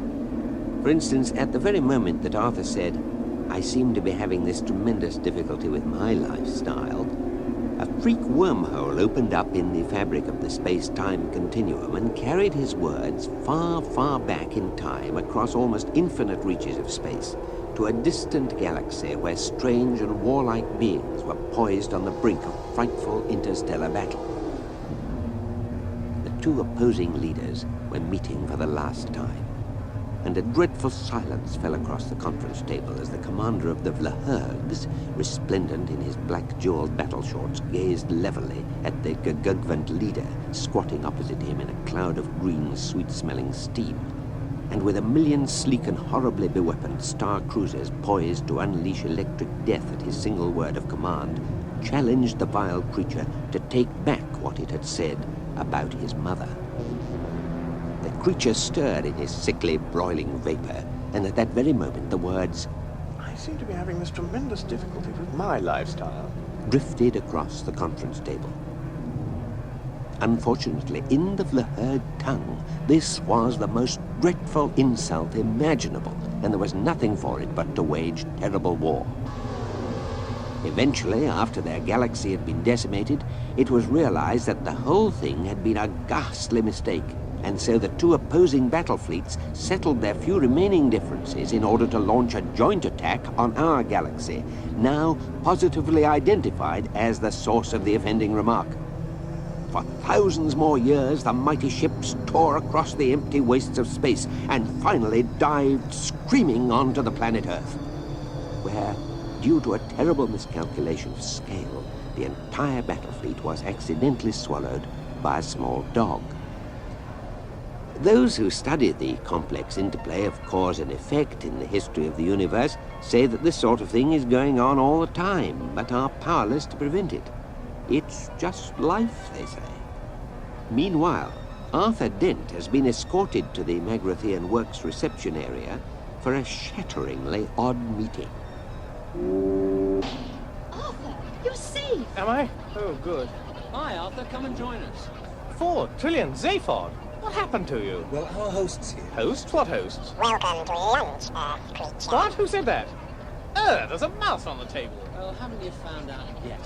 What? Oh, I see. Yes. Yes, I just wasn't quite prepared for the full reality of it. Arthur, this is Benji Mouse. And this is Frankie Mouse. Nice to meet you. Excuse me. Yes, thank you, Slotty Bartfast. You may go. What? Oh, well, thank you, sir. I'll just go and get on with some of my fjords then. In fact, that won't be necessary. We won't be requiring the new Earth after all. We had this rather interesting proposition put to us. What? You can't mean that. I've got 1,000 glaciers poised and ready to roll over Africa. Well, perhaps you can take a quick skiing holiday before you dismantle them. Skiing holiday? Those glaciers are works of art. Elegantly sculpted contours, soaring pinnacles of ice, deep, majestic ravines. It would be sacrilege to go skiing on high art. Thank you, Slotty Bartfast. That will be all. Yes, sir. Thank you very much, sir. Well, goodbye, Earthman. Hope the lifestyle comes together. What? Oh, thank you. Yes. Goodbye, then. Sorry about the fjords. Now, Earth creature. As you gathered, we've been at this ultimate question business now for 17.5 million years. Oh, longer, surely. No, it just seems longer. And then, just as we're about to get somewhere, you go and let your wretched planet get blown up and, well, we're sick to death of the whole thing, to be honest. Well, it's hardly my fault. Yes, we appreciate that. The point is that we need a question. At least a question. And we can either do the whole thing all over again. God forbid. Or, well, we'll come to that. You see, the thing is, we've been offered an enormous contract to do the 5D TV chat show and lecture circuit. What? But we've got to have a strong product. You see, Monkey Man, if they're just sitting there in the studio looking very relaxed and just, mentioning that they happen to know the answer to the ultimate question of life, the universe, and everything, and then eventually have to admit that in fact it's 42, then I think the show's probably quite short. Right. No follow-up, you see. We've got to have something that sounds good. Something that sounds good? An ultimate question that sounds good? Well, I mean, yes, idealism. Yes, the dignity of pure research. Yes, the pursuit of truth in all its forms. But there comes a point, I'm afraid, where you begin to suspect that if there's any real truth, it's that the entire infinity of the universe is almost certainly being run by a bunch of maniacs. And if it comes to a choice between spending another 10 million years finding that out, and on the other hand, just taking the money and running, then I, for one, could do with the exercise. But I don't understand. Hey, get this, will you, Earthman? You are a last-generation product of that computer matrix, right? And you were there right up to the moment your planet got the finger, yeah? Yes. So your brain was an organic part of the penultimate configuration of the computer program. Right? Well, yes, but I don't quite see what this is. There's a good chance that the structure of the question is encoded in the structure of your brain. So we want to buy it off you. What, the question? No, your brain. What? Yeah, that's okay, isn't it? I mean, who's going to miss it? Thank you very much. I thought you said you could just read his brain electronically. Yes, but we've got to get it out first. It's got to be prepared, treated, diced. Thank you. Arthur! Hey, come on, guys. I mean, hey! It can be replaced, if you think it's that important. An electronic brain. A simple one should suffice. A simple one? Yeah, it can be programmed to say what, and I don't understand, and where's the T, and who'd know the difference? What? See what I mean? I'd notice the difference. No, you wouldn't. You'd be programmed not to. Look, I'm sorry, my soul lads. I don't think we've got a deal. Emergency, emergency. Hostile ship has landed on planet. Intruders now within the works reception area. Defense station. What is it now? Bats, dudes, it'll be galactic police. We gotta go bush. Police? Yes, we're in a stolen spacecraft. Improbability drive ship. Ah, so that's how the Earthman got here. Zaphod, didn't you leave a note explaining how they could make a profit on the insurance deal? Yeah, it doesn't seem to have worked. Come on, then, let's move. Damn. Why all that fuss over 2 pounds of earthling grain? We're going to have to invent a question. What's yellow and dangerous? 42. No, doesn't work. No. How many roads must a man walk down? Ah, that's promising. sounds good, but doesn't actually tie you down to meaning anything. How many roads must a man walk down? 42. Excellent, excellent.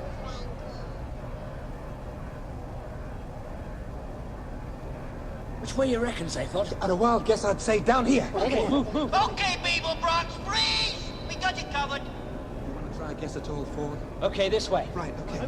We don't want to shoot you, people, Bronx. Suits me fine. We're cornered. Oh, hell, I've dropped my adrenaline pills. All right, behind this computer bank. Get down. Hey, they're shooting at us. Yeah.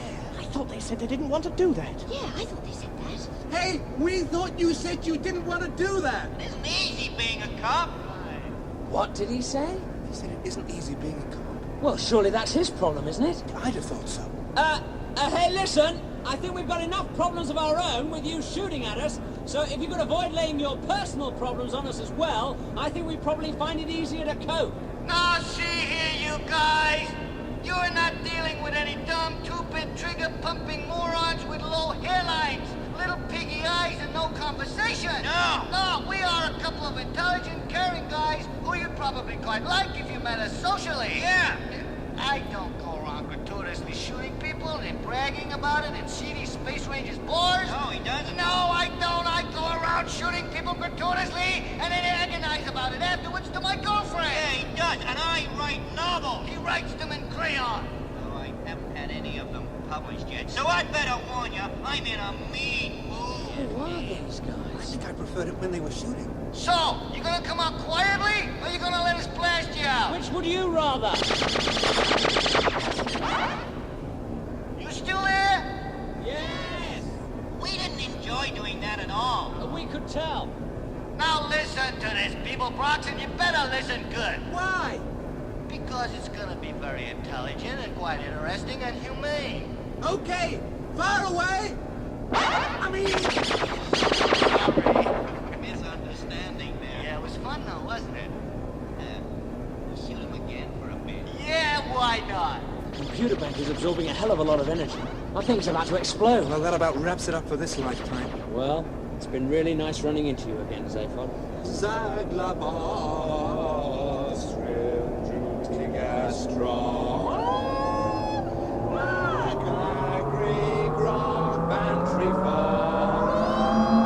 What are you doing? It's an ancient Beetlejuicean anthem. Yeah? Singing it makes us feel good at times of stress. Zaglabos. Well, if you're going to be like that about it. Land of hope and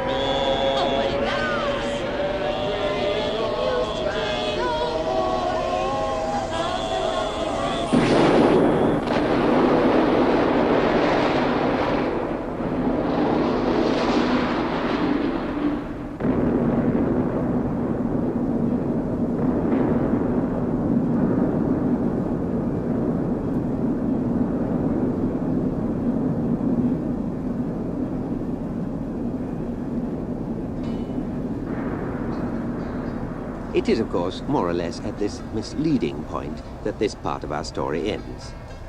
Though it is in many ways a remarkable story, contains much that is apocryphal, or at least wildly inaccurate, is reasonably cheap, and has the words "Don't Panic" written in large friendly letters on the cover, it is not, of course, the Hitchhiker's Guide to the Galaxy itself. To obtain your copy of the actual guide, please write to Megadodo Publications, Megadodo House, Ursa Minor Beta, enclosing £4.95p for the book and £578,000 million postage and packing.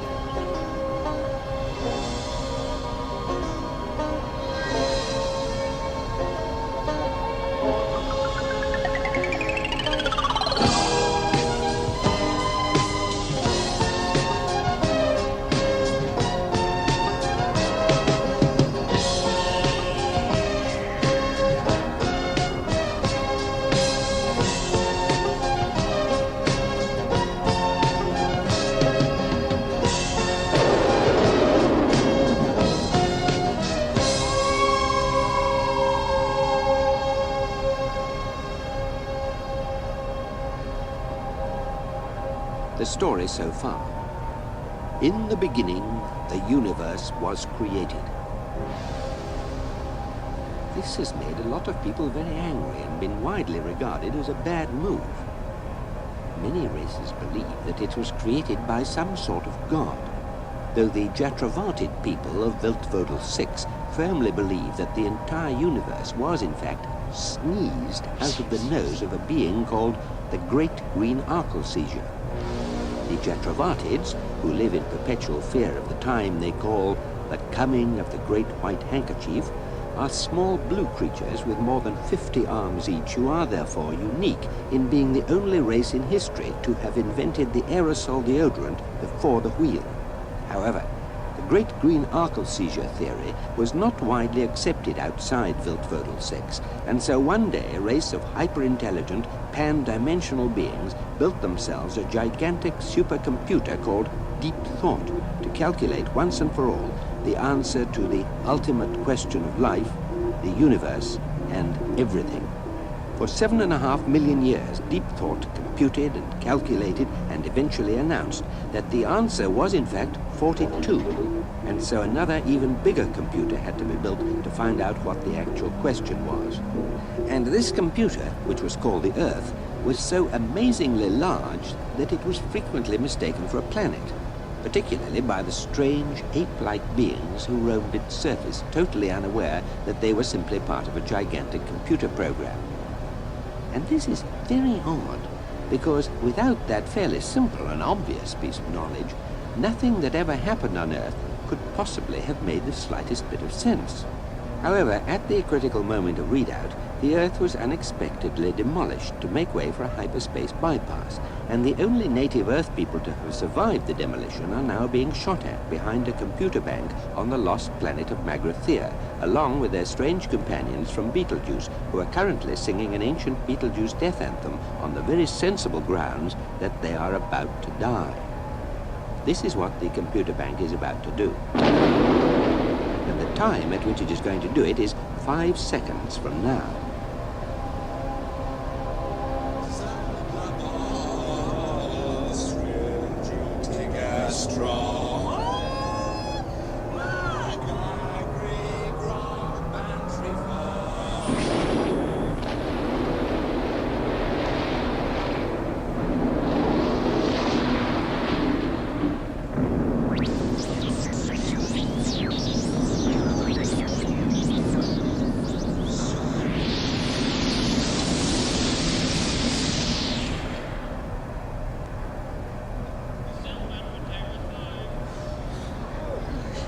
Good evening, gentlemen. Good evening, madam. Do you have a reservation? Reservation? Yes, sir. So you need a reservation for the afterlife?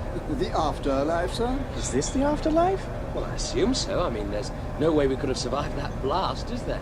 I certainly didn't survive. I was a total goner. Wham, bang, and that was it. We didn't stand a chance. We must have been blown to bits. Arms, legs, everywhere. I was dead too.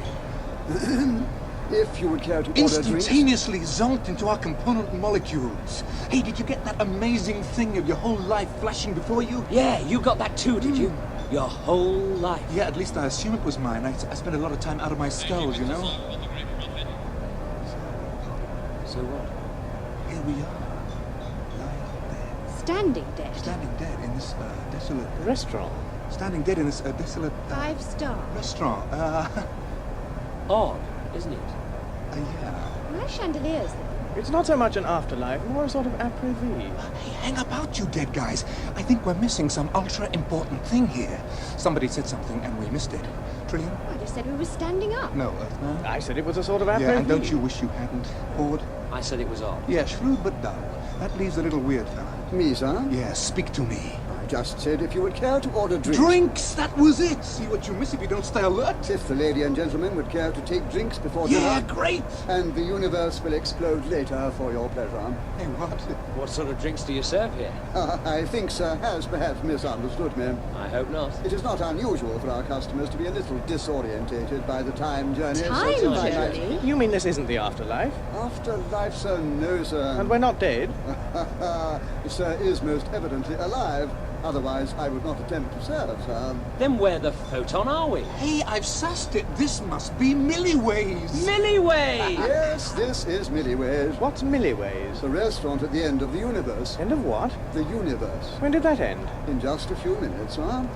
Now, if you would care to order drinks, I'll show you to your table in the main part of the restaurant. The restaurant at the end of the universe is one of the most extraordinary ventures in the entire history of catering. A vast time bubble has been projected into the future to the precise moment of the end of the universe. This is, of course, impossible. In it, guests take their places at table and eat sumptuous meals whilst watching the whole of creation explode about them. This is, of course, impossible. You can arrive for any sitting you like without prior reservation because you can book retrospectively, as it were, when you return to your own time. This is, of course, impossible. At the restaurant, you can meet and dine with a fascinating cross-section of the entire population of space and time. This is, of course, impossible. You can visit it as many times as you like and be sure of never meeting yourself because of the embarrassment that usually causes. This is, of course, impossible. All you have to do is deposit 1 penny in a savings account in your own era, and when you arrive at the end of time, the operation of compound interest means that the fabulous cost of your meal has been paid for. This is, of course, impossible. Which is why the advertising executives of the star system of Bastablan came up with this slogan. If you've done 6 impossible things this morning, why not round it off with breakfast at Milliways, the restaurant at the end of the universe?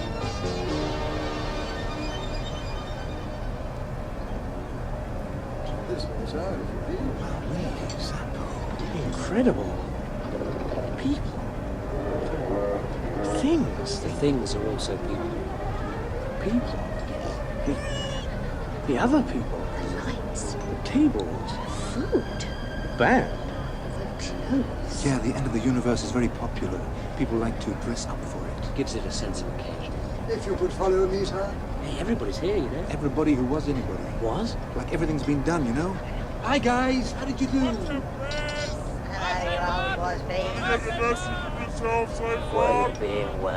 are they all? Hey, there's an old mate of mine, Zaphod, you see? It's Hot Black Desiato. See, the big guy with the platinum suit. Oh, yeah! Did he ever make it mega big? Wow, bigger than the biggest thing ever. Other than you. Who is he? We don't know anybody. Hot Black Desiato? You don't know? No. You never heard of Disaster Area? No. The biggest, loudest, richest rock band in the history of... history itself? No. Bizarre. Here we are at the end of the universe and you haven't even lived yet. Did you miss out? Hey, waiter, bring me volume 3 of the wine list.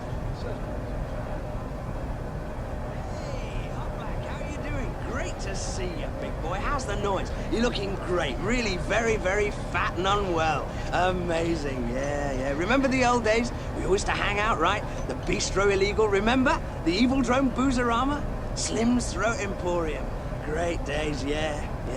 And when we were hungry, we'd pose as public health inspectors and go around confiscating meals and drinks. Great. And you were up all night trying to write songs and we all hated them. And you said you didn't care. And we said we did because we hated them so much. And you said you didn't want to be a star because you despised the star system. And we said we didn't think you had the option. And what do you do now? You buy star systems. Here is a guy who buys star systems. What's that number you do? That really huge one. How does it go? Something. And in the stage act, it ends with this ship crashing right into the sun. And you actually do it. Ship, sun, boom. Wonderful. I mean, forget lasers. You guys are into solar flares and real sunburn. Oh, and terrible songs. Hey, one drink? Hot Black? Kid? Yeah? Go away. What? Beat it. And who are you? I'm the guy who's telling you to beat it before you get it beaten for you. Listen, Ugly, I am one of Hot Black's oldest mates, and I'm Mr. Desiato's bodyguard, and I am responsible for his body, and I am not responsible for yours, so take it away before it gets damaged. Now, wait a minute. No minutes, no waiting. Mr. Desiato speaks to no one. Well, perhaps he can speak for himself. He speaks to no one. Why? What's the matter with him?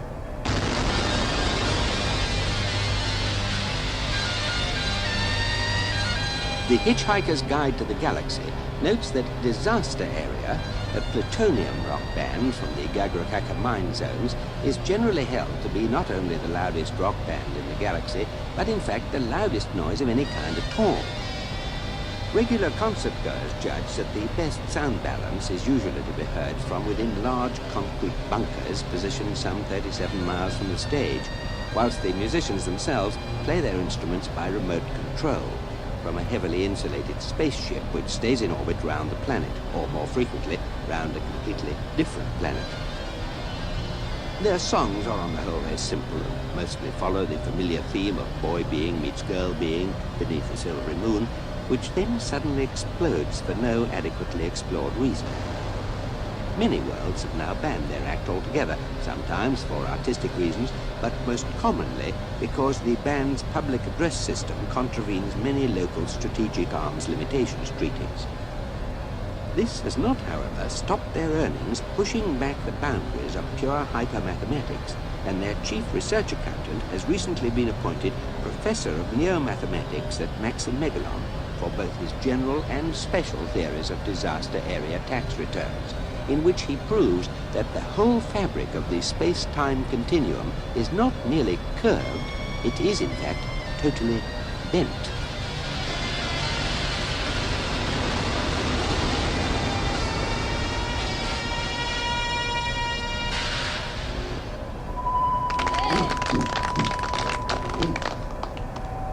Ladies and gentlemen, the universe as we know it has now been in existence for over 170,000 billion years, and will be ending in a little over 10 minutes time. So welcome one and all to Millaway's, the restaurant at the end of the universe. I am your host for tonight, Max Queen, and I come to you straight from the other end of time, where I've been hosting a show at the Big Bang Burger Chef, where we had a very exciting evening, know what I mean, ladies and gentlemen, and I will be with you right through this tremendous historic occasion, the end of history itself. Now, let me introduce you to the band who are playing here for your pleasure tonight. Mr. Wrench Nullify and his cataclysmic combo. Big hand, ladies and gentlemen, Wrench and his cataclysmic combo.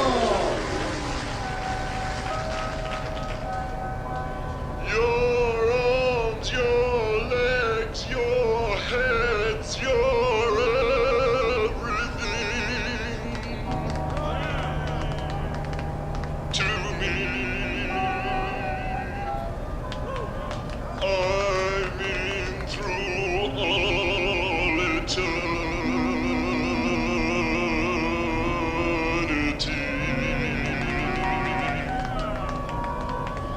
Your glistening scales of green, I don't know where they've been.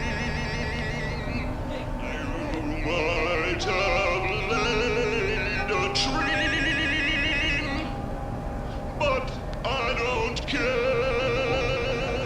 Oh, hi there, Ford. You talked to the big noise boy? Oh, Mac, yeah. I saw a spoke from him, yeah. What did he say? Not a lot. He's, Yeah. he's spending a year dead for tax reasons. Oh, yeah.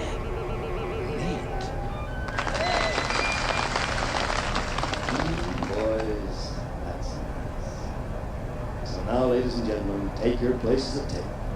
Candles are lit and displayed as the force-shielded dome above us fades into transparency, revealing a dark and sullen sky hung heavy with the ancient light of livid swollen stars.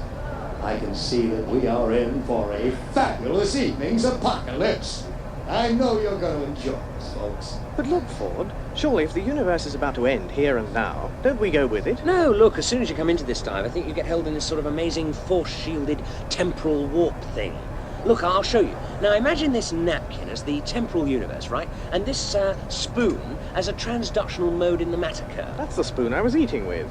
All right, imagine this spoon is the transductional mode in the matter curve. No, better still, this fork. Hey, could you let go of my fork, please? Look, why don't we say this wine glass is the temporal universe? So if I... Okay, forget that. I mean, do you know how the universe began, for a kick? No, probably not. All right, imagine this. You get a large round bath made of ebony. Where from? Harrods was destroyed by the Vogons. No, it doesn't matter. So you keep saying? No, listen, just imagine you've got this ebony bath, okay, and it's conical. Conical? What kind of bath is It's likely conical. to be conical? So what you do, you fill it with fine white sand, right? Fine white powder, anything. Why? And when it's full, you pull the plug out and it all just twirls down out of the plug hole. But the thing is, the clever bit is that you film it happening. You get a movie camera from somewhere and actually film it.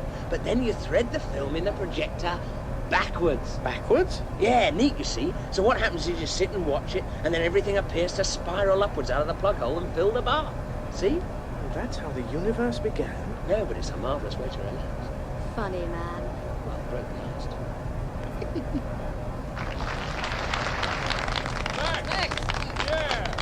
And as the Photon storms gather in swirling clouds around us, preparing to tear apart the last of the red-hot suns, I hope you'll all settle back and enjoy with me what I'm sure we will all find an immensely exciting and terminal experience. Believe me, ladies and gentlemen, there is nothing penultimate about this one. This, ladies and gentlemen, is the proverbial it. After this, there is void, emptiness, oblivion, absolute nothing. Except, of course, for the sweet trolley and a fine selection of Aldebaran liqueurs. And for once, you don't need to worry about having a hangover in the morning, because there won't be any more mornings. And now, at the risk of putting a damper on the wonderful sense of doom and futility here, I'd like to welcome a few parties. I believe, yes, thank you, my dear. Now, do we have a party from the Zancel Quajur Flammarion Bridge Club from beyond the Void of Quan? Are they here? Yes, there they are. Well, last spin now, lads, and no cheating. This is a very solemn moment. And a party of minor deities from the halls of Asgard. Yes, they are. Careful with that hammer, sir. And a party of young conservatives from Sirius B. We lay it all at your door, of course. And lastly, a party of devout believers from the Church of the Second Coming of the great prophet Zarkwan. Sitting there very quietly and patiently waiting. Well, fellas, let's hope he's hurrying because he's only got 8 minutes left. But seriously, though, no offense. I know we shouldn't make fun of deeply held beliefs, so I think a big hand, please, for the great prophet Zarkwan. However, he's got to.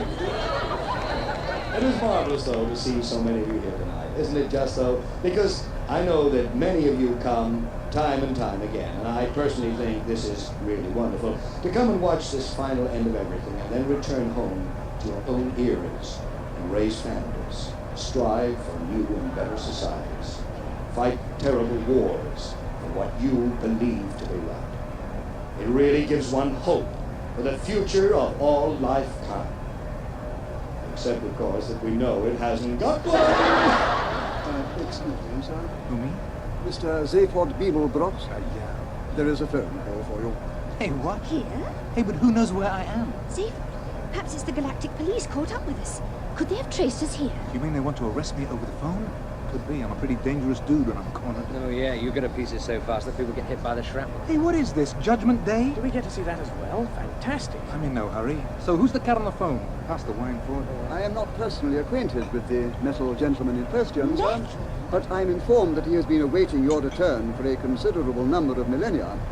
It seems you left here, sir, somewhat precipitately. Hey, left here? We've only just arrived. Indeed, sir. But before you arrived here, sir, you left here. Yeah, you're saying that before we arrived here, we left here?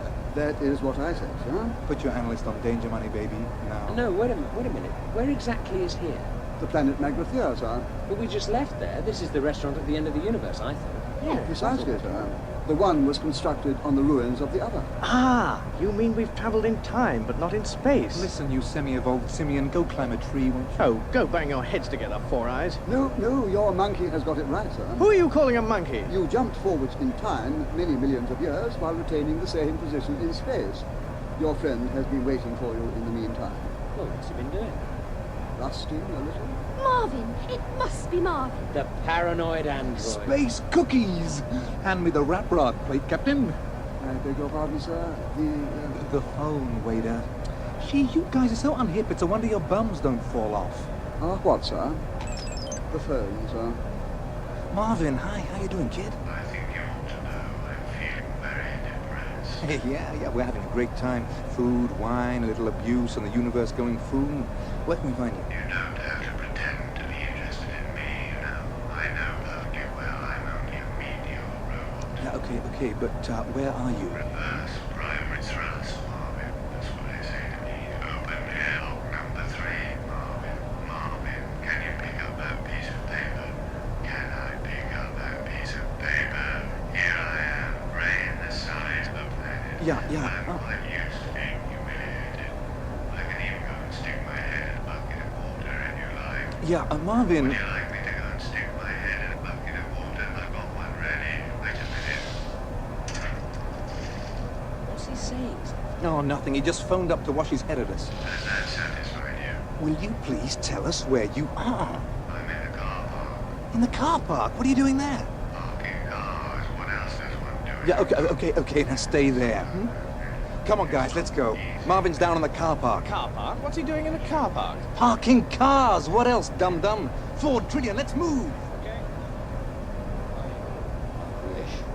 Now, a very interesting effect to watch for is in the upper left-hand quadrant of the sky, where you will clearly see the star system of Hastromil boiling away into the ultraviolet. Anyone here from Hastromil? Well, it's too late to worry about whether you've left the gas on now.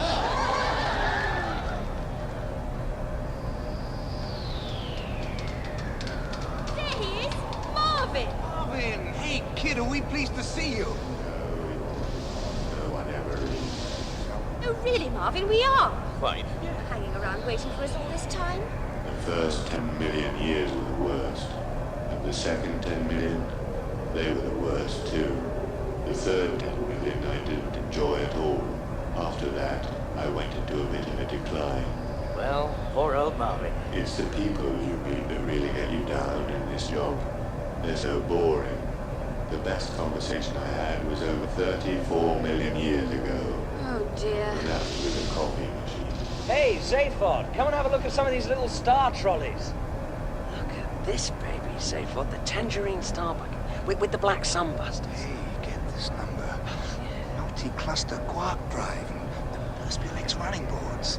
This has got to be a Laszlo Lyrican custom job, you know.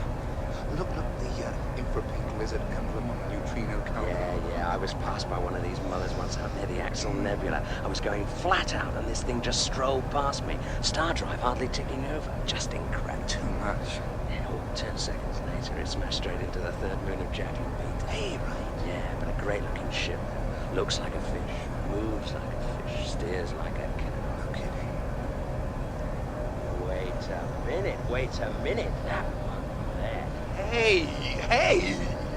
Now that is really bad for the eyes. It's so blank, you can hardly even make out its shape. Light just falls into it. And feel the surface. Yeah. Here you come. See? It's just totally frictionless. This must be one mother of another. I bet the cigar lighters even on Photon 5. Well, what do you reckon, Ford? What? You mean stroll off with it? Do you think we should? No. What do I? Let's do it. We better shift soon. In a few seconds, the universe will end and all the captain creeps will be pouring down here to find their Borgia-mobiles. Safe? Yeah. How do we get into it? Just don't spoil a beautiful idea, will you, Ford? Perhaps the robot could figure something out. Yeah. Hey, Marvin! Come over, we've got a job for you. Yes, you will. There's a whole new life stretching out ahead of you. Will you shut up and listen? This time there's going to be excitement and adventure and really wild things. Sounds awful. Marvin, all I'm trying to say... I suppose you want me to open this spaceship for you. Marvin, just listen, will you? What?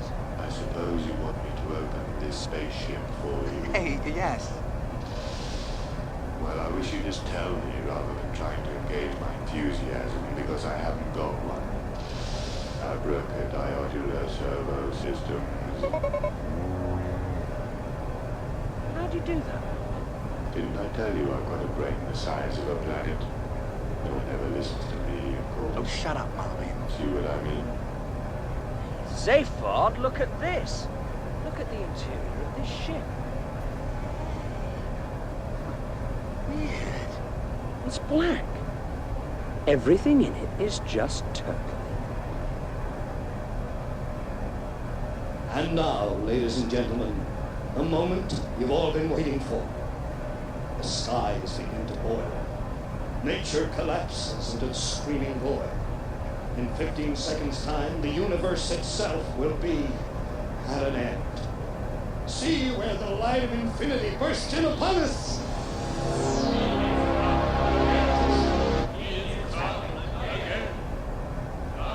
I don't believe it. A big hand, please, for the great prophet Zarquan. Hello, everybody. Sorry I'm a bit late. I've had a terrible time. All sorts of things popping up at the last moment. Oh, with time.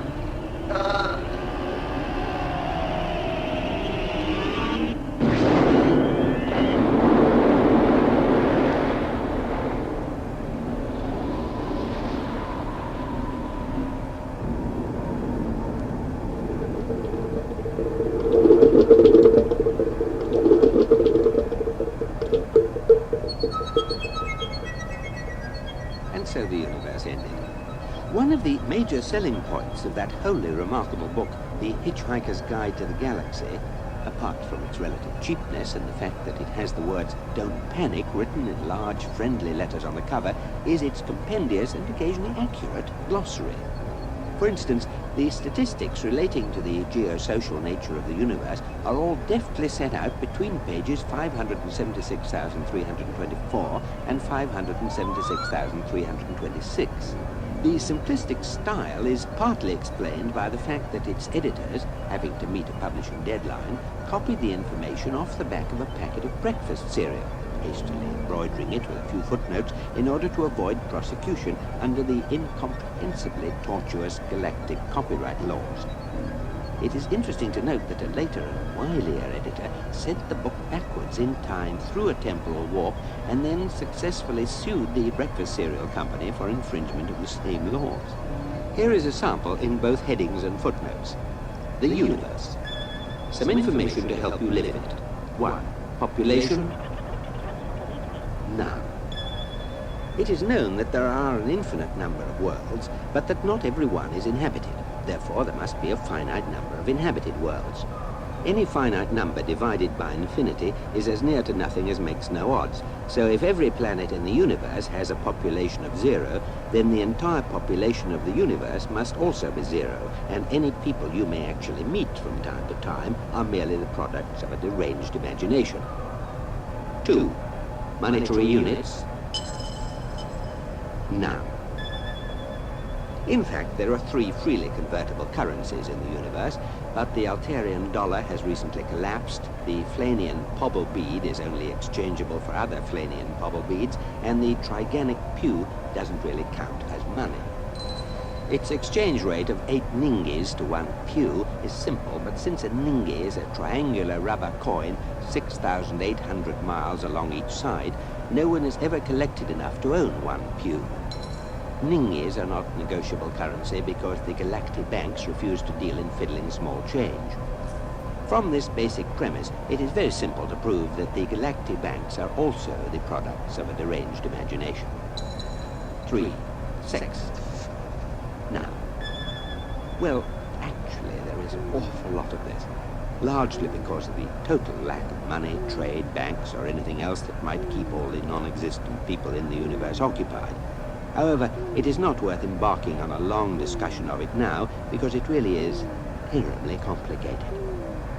For further information, see chapters 7, 9, 10, 11, 14, 16, 17, 19, 21 to 84 inclusive, and, in fact, most of the rest of this deeply invaluable book.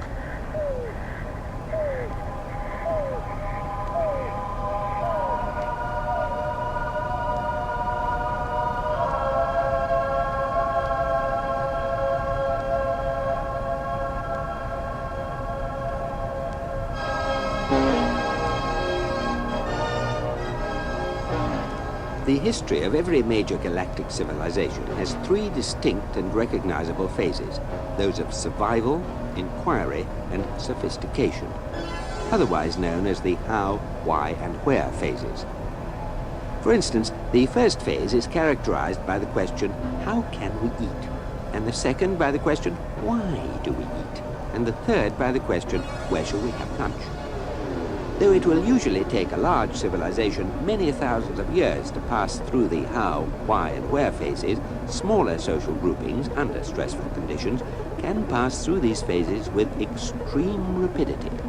Thus, How are we doing? Badly. Where are we going? I don't know. Why not? Shut up. Oh, basically, what you're trying to say is that we're out of control. It's the wild color scheme that freaks me. Every time you try to operate one of these weird black controls, which are labeled in black on a black background, a small black light lights up black to let you know you've done it. What is this, some kind of galactic hyperhearse? Perhaps it was designed by somebody with eyes that respond to different wavelengths. Or didn't have much imagination. Perhaps he was feeling very depressed. It's making me feel spacey. Time sick. We're plummeting backwards through time. Oh, God. No, I think I really am going to be ill. Go ahead, we could do with a little color about the place. Well, this is civilized after-dinner conversation. Hey, look, Earthman, you've got a job to do, right? The question to the ultimate answer, right? There's a lot of loot tied up in that head thing of yours. Just think of the merchandising. Ultimate question T-shirts, ultimate question biscuits. Well, yes, but where do we start? I don't know. The ultimate answer, so-called, is 42. Well, what's the question? How am I supposed to know? Could be anything. I mean, what's 6 times 7? 42. Yes, I know that. I'm just saying the question could be anything. How should I know? Because you're the last one. You were there when your planet did the big firework. Wish you wouldn't say things like that. I just don't know. I know. Shut up, Marvin. This is organism talk. It's printed in the Earthman's brainwave patterns, but I don't suppose you'll be very interested in hearing that. You mean you can see into my mind? Yes. And? It amazes me how you manage to live in anything that small. Ah, abuse. Yes. Oh, ignore him. He's only making it up. Making it up? Why should I want to make anything up? Life's bad enough as it is without wanting to invent any more of it. Marvin, if you knew what it was all along, why didn't you tell us? You didn't ask. Well, we're asking you now, Metal Man. What's the question? The ultimate question. Yes. The ultimate question of life, the universe, and everything. Yes. To which the answer is 42. Yes, come on. I can tell that you're not really interested. Will you just tell us, you motorized maniac? Yes, that sounds better. Have you managed to sort out the controls? No, I just stopped fiddling with them. I could tell you weren't really interested. I think this ship has a far better idea of where it's going than we do. I wonder who it belongs to. Me. No, who it really belongs to. Really me. Property is theft, right? Therefore, theft is property. Therefore, this ship is mine, okay? Tell the ship that. Ship, this is your new owner speaking to you.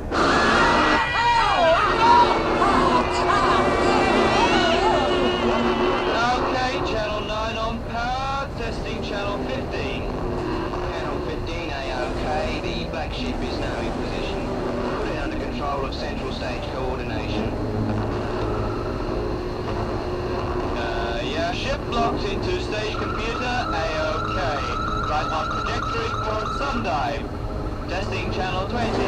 Turn it off! You know what I'm thinking? I think so. Tell me what you think I'm thinking. I think you're thinking it's time we got off this ship. I think you're right. I think you're right. Why? What's happened? Quiet. We're thinking.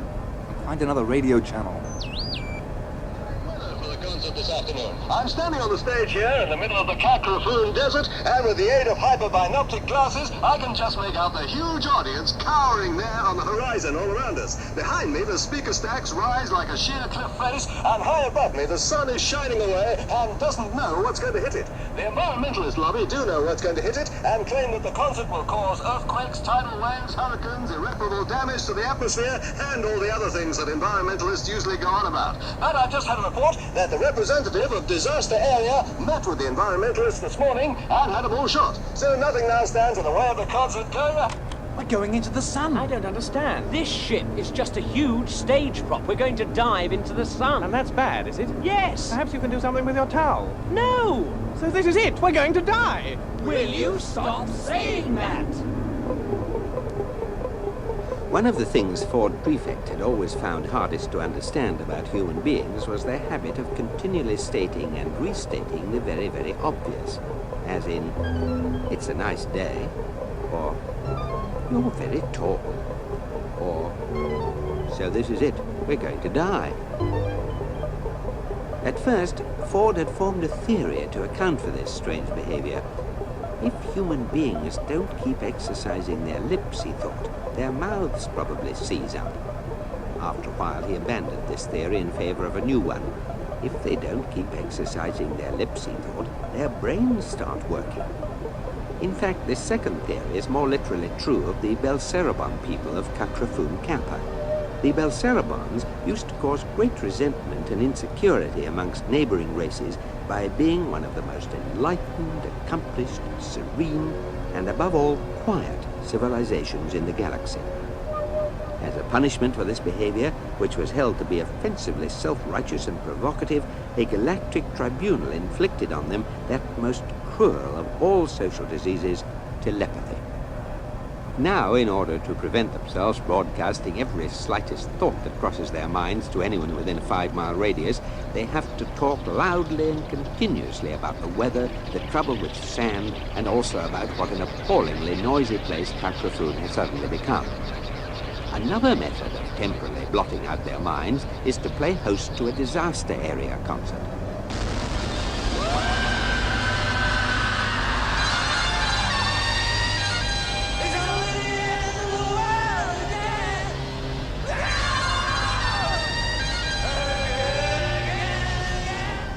This is it. We're starting to dive, right on course for the sun. Ford, how many escape capsules are there? None. You count? Twice. You get the stage crew on the radio? Yeah, I said there was a whole bunch of people on board. They said there was a whole bunch of nothing they could do. You said who you were? Yeah, they said it was a great honor. What does teleport mean? What did you say? Sorry, probably the wrong moment to read. Where does it say teleport? Well, there, just under the word emergency and above the word system, next to the sign saying out of order. Hell's donkeys! Well, it seems okay. It's just the guidance system that's cocked up. Who cares where we go? Let's just get out. Oh, no. No, the auto system's gone too. Someone would have to stay and operate it. Hey, Marvin. Kid, how you doing? Very badly, I suspect. Would you like to... Lay down my life selflessly for you. Make the ultimate sacrifice.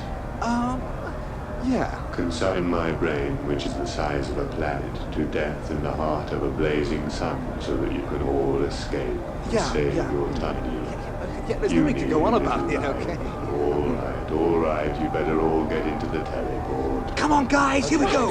Okay, Marvin. Thanks, metal pal. Thank you, Marvin. See you.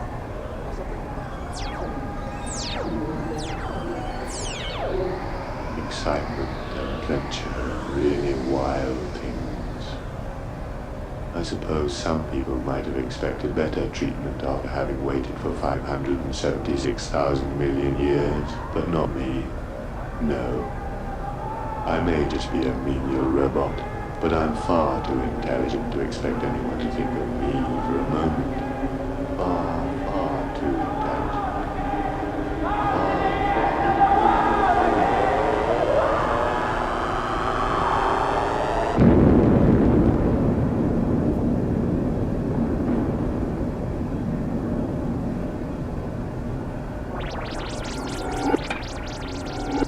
Ford? Yeah? Arthur? Yes? Zaphod? Trillian? Where are they? Dunno. No reason we'd all end up in the same place. They could be anywhere. So could we, for that matter. Looks like we're inside another spaceship. Yeah. Do you think they might be dead? I don't know. I don't want to think about it right now. Difficult not to. I mean, this place looks like a mausoleum, doesn't it? You're right. The place is full of sarcophagi as far as the eye can see. Wild. What's so great about dead people? I don't know. Let's have a look. Here! There's a plaque on this one. What does it say? Golga Frincham Arc Fleet, Ship B, Hold 7, Telephone Sanitizer, 2nd Class. And a serial number. Telephone sanitizer? A dead telephone sanitizer? Best kind. Well, what's he doing here? Not a lot. No, but I mean, why? Good God. This one's a dead hairdresser. And this one here's an advertising account executive. And here's a second-hand car salesman, 3rd class. Are these really coffins? They're terribly cold. All right, hold it right there. Put your hands up and turn around slowly. Why isn't anyone ever Captain, there's not a I've just had a sort of report thing from number 2. Oh, dear. He was shouting something or other about having found some prisoners. Oh, well, perhaps that'll keep him happy for a bit. He's always wanted some. Captain, sir! Ah, hello, number 2. Having a nice day? I've brought you the prisoners I located in Freezer Bay 7, sir. Hello. Excuse me not getting up. I'm just having a quick bath. Well, gin and tonics all round then. Look in the fridge, number 1. Certainly, sir. Don't you want to interrogate the prisoners, sir? Now, why on earth would I want to do that? To get information out of them, sir. Find out why they came here, sir. I expect they just dropped in for a quick gin and tonic, don't you? But, sir, they're my prisoners. Can't I just interrogate them a little bit? Oh, all right, if you must. Ask them what they want to drink. Oh, thank you, sir. All right, you scum! You vermin! No, steady on, number 2. What do you want to drink? Well, the gin and tonic sounds very nice to me. Arthur? What? Oh, yes. With ice or without? Oh, with, please. Lemon? Oh, yes, please. And do you have any of those little biscuits? You know, the cheesy ones? I'm asking the question. Number 2. Sir! Push off, will you? There's a good chap. I'm trying to have a relaxing bath.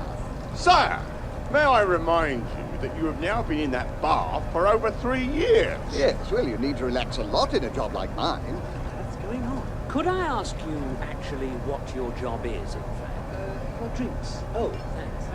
I mean, I couldn't help noticing, you know, the bodies. Bodies? All those dead telephone sanitizers and account executives, you know, in the hole. Oh, they're not dead, good Lord. No, they're just frozen. They're going to be revived. You really mean you've got a hold full of frozen hairdressers? Yes, millions of them. Hairdressers, tired TV producers, insurance salesmen, personnel officers. Security guards, public relations executives. Management consultants, pipe bands, you name it, we've got it. We're going to colonize another planet. What? Exciting, isn't it? What, with that lot? Well, now, don't misunderstand me. We're just one of the ships in the Ark fleet. We're the B Ark, you see. Sorry, could I just ask you, do run a bit more hot water for me? Thanks. Now, do help yourself to more drinks, of course. Thanks. What's a B Ark? Yeah? Oh, well, what happened, you see, was our planet was doomed. Doomed? Oh, yes. So what everyone thought was, let's pack the whole population into some giant spaceships and go and settle on another planet. You mean a less doomed one? Precisely. So it was decided to build 3 ships, 3 arcs in space. I'm not boring you, am I? No, it's fascinating. Oh, it's delightful to have someone else to talk to for a change. Trouble with a long journey like this is that you end up just talking to yourself a lot, which gets terribly boring because half the time you know what you're going to say next. Only half the time? Yes, about half, I'd say. Anyway, yes. So the idea was that into the first ship, the A ship, would go all the brilliant leaders, the scientists, the great artists, you know, all the achievers. And then into the third, or C ship, would go all the people who did the actual work, who made things and did things. And then into the B ship, that's us, yes, would go everyone else, the middlemen, you see, and we were sent off first. But what was wrong with your planet? Oh, it was doomed, as I said. Apparently it was going to crash into the sun. Or was it that the moon was going to crash into us? Oh, I thought it was that the planet was going to be invaded by a gigantic swarm of 12-foot pyramids. That's not what I was told.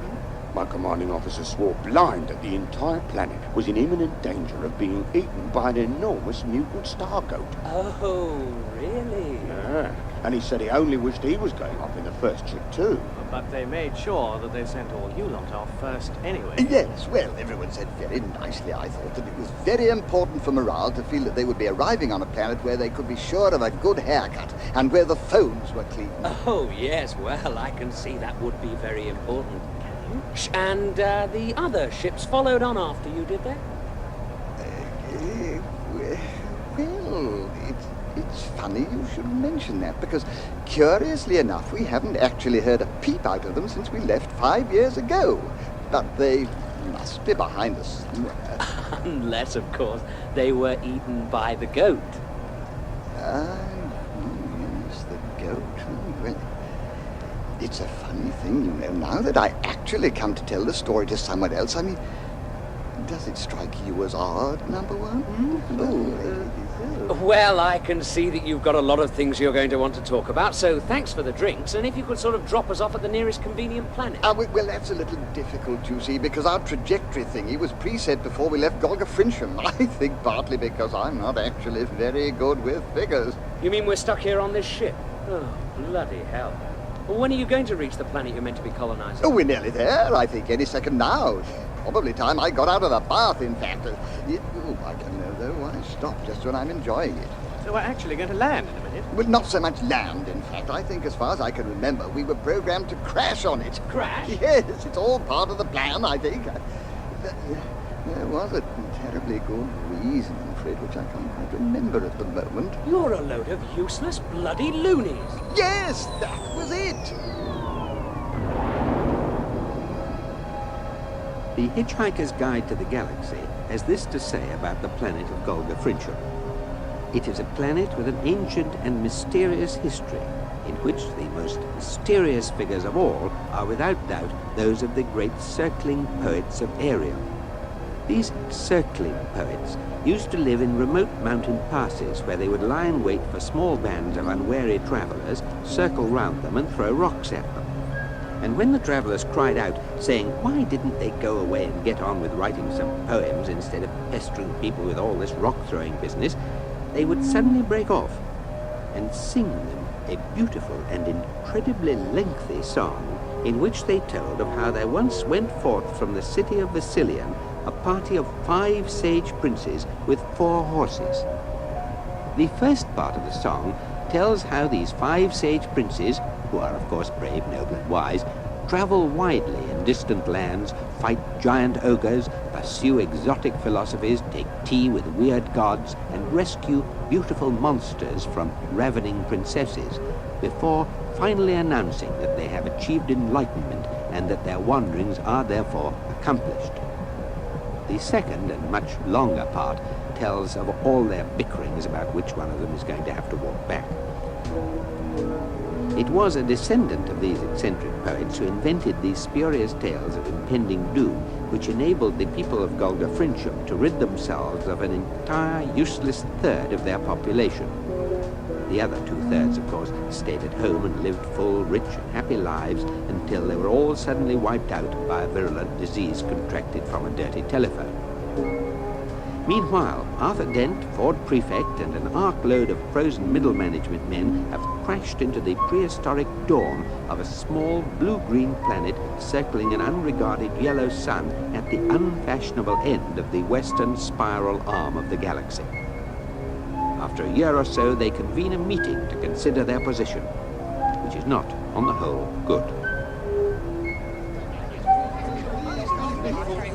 I would like to call to order the 573rd meeting of the Colonization Committee of the planet of Fintel Woodlewicks. Do you have a quick drink? Not while I'm in the bath. As a fully trained management consultant, I must insist on the importance of observing the committee's This is futile.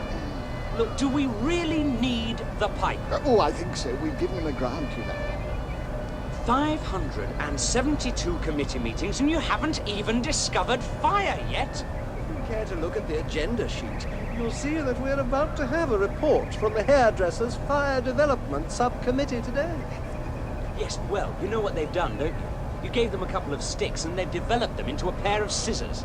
When you've been in marketing as long as I have, you'll know that before any new product can be developed, it has to be properly researched. We've got to find out what people want from fire, how they relate to it, the image... Oh, stick it up your nose. Which is precisely the sort of thing we need to know. Do people want fire that can be fitted nasally? And the wheel. What about this wheel thing? It sounds a terribly interesting project. Well, we're having a little difficulty there. Difficulty? It's the single simplest machine in the entire universe. All right, Mr. Wise Guy, if you're so clever, you tell us what color it should be. Oh, almighty Zarquan. Has no one done anything? Well? I've declared war on the next continent. Declared war? There's no one even living there. Oh, yes, but there will be one day. So we've left a sort of open-ended ultimatum. What? And blown up a few military installations. Military installations, number 2? Oh, yes, sir. Well, potential military installations. Eh? Oh, all right, trees. And we interrogated a gazelle. And, of course, Finlon, the producer, has rescued a camera from the wreckage of the ship and is making a fascinating documentary on the indigenous cavemen of the area. Yes, and they're dying out. Have you noticed that? Yes, we must make a note, sir, to stop selling them life insurance. But don't you understand? Just since we've arrived, they've started dying out. Yes, and this comes over terribly well in the film he's making. I gather he wants to make a documentary about you next, Captain. Oh, really? Well, that's awfully nice. He's got a very strong angle on it, you know. The burden of responsibility, the loneliness of command. Well, I wouldn't overstress that angle, you know. One's never alone with a rubber duck. If we could for a moment move on to the subject of fiscal policy. Fiscal policy? How can you have money if none of you actually produce anything? It doesn't grow on trees, you know. If you would allow me to continue. Thank you. Since we decided to adopt leaves as legal tender, we have, of course, all become immensely rich. But we have also run into a small inflation problem on account of the high level of leaf availability, which means that I gather the current going rate has something like 3 major deciduous forests buying 1 ship's peanut. So, in order to obviate this problem and effectively revalue the leaf, we're about to embark on an extensive defoliation campaign and burn down all the forests. I think that's a sensible move, don't you? Absolutely. Very, very sound. Okay. Excuse me. Has anybody got a rock? Could you pass it?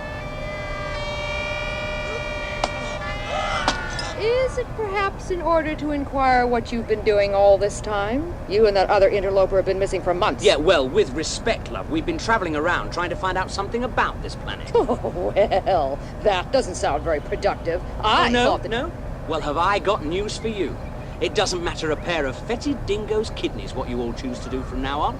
Burn down the forest, anything. It won't make a scrap of difference. 2 million years you've got, and that's it. At the end of that, your race will be dead, gone, and good riddance to you. Remember that. 2 million years. Well, just time for another bath. Pass me the sponge, somebody. Sir?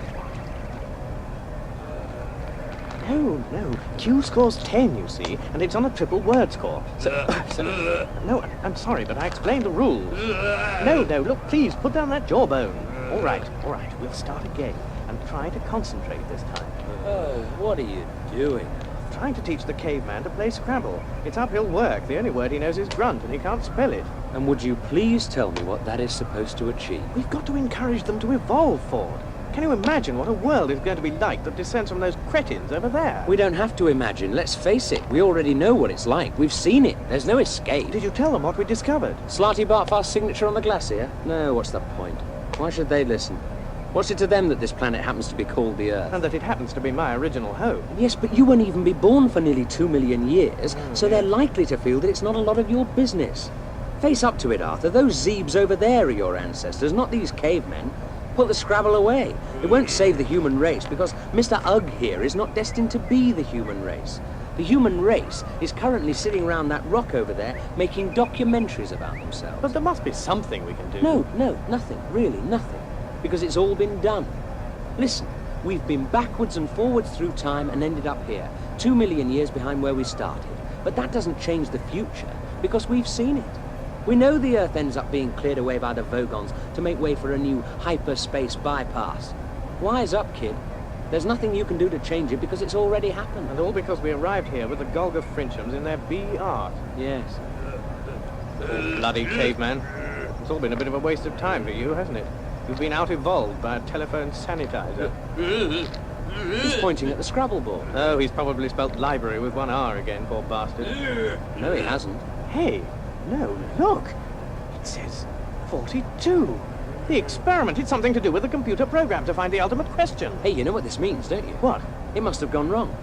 If the computer matrix was set up to follow the evolution of the human race through from the cavemen, and then we've arrived and caused them to die out... And actually replaced them? Then the whole thing is cocked up. So whatever it was that Marvin spotted in my brainwave patterns is in fact the wrong question. Yeah, it might be right, but it's probably wrong.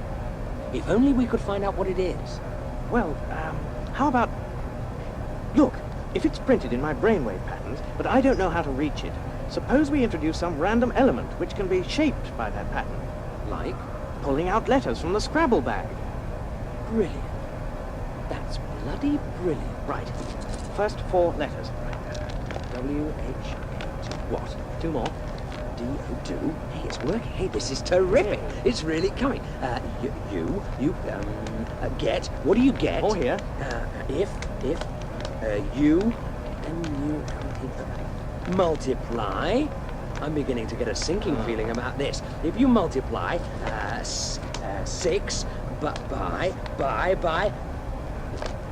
9? By 9? Is that it? That's it. 6 by 9, 42. Something certainly got screwed up somewhere. Yeah. I always said there was something fundamentally wrong with the universe. So what do we do now? I guess we just swallow our pride and go and join the human race. Yes. Right, mate. Ugh. It's sad, though. Just at the moment, it's a very beautiful planet. It is. It is indeed. The rich primal greens, river snaking off into the distance, the burning trees. And in 2 million years, bang, it gets destroyed by the Vogons.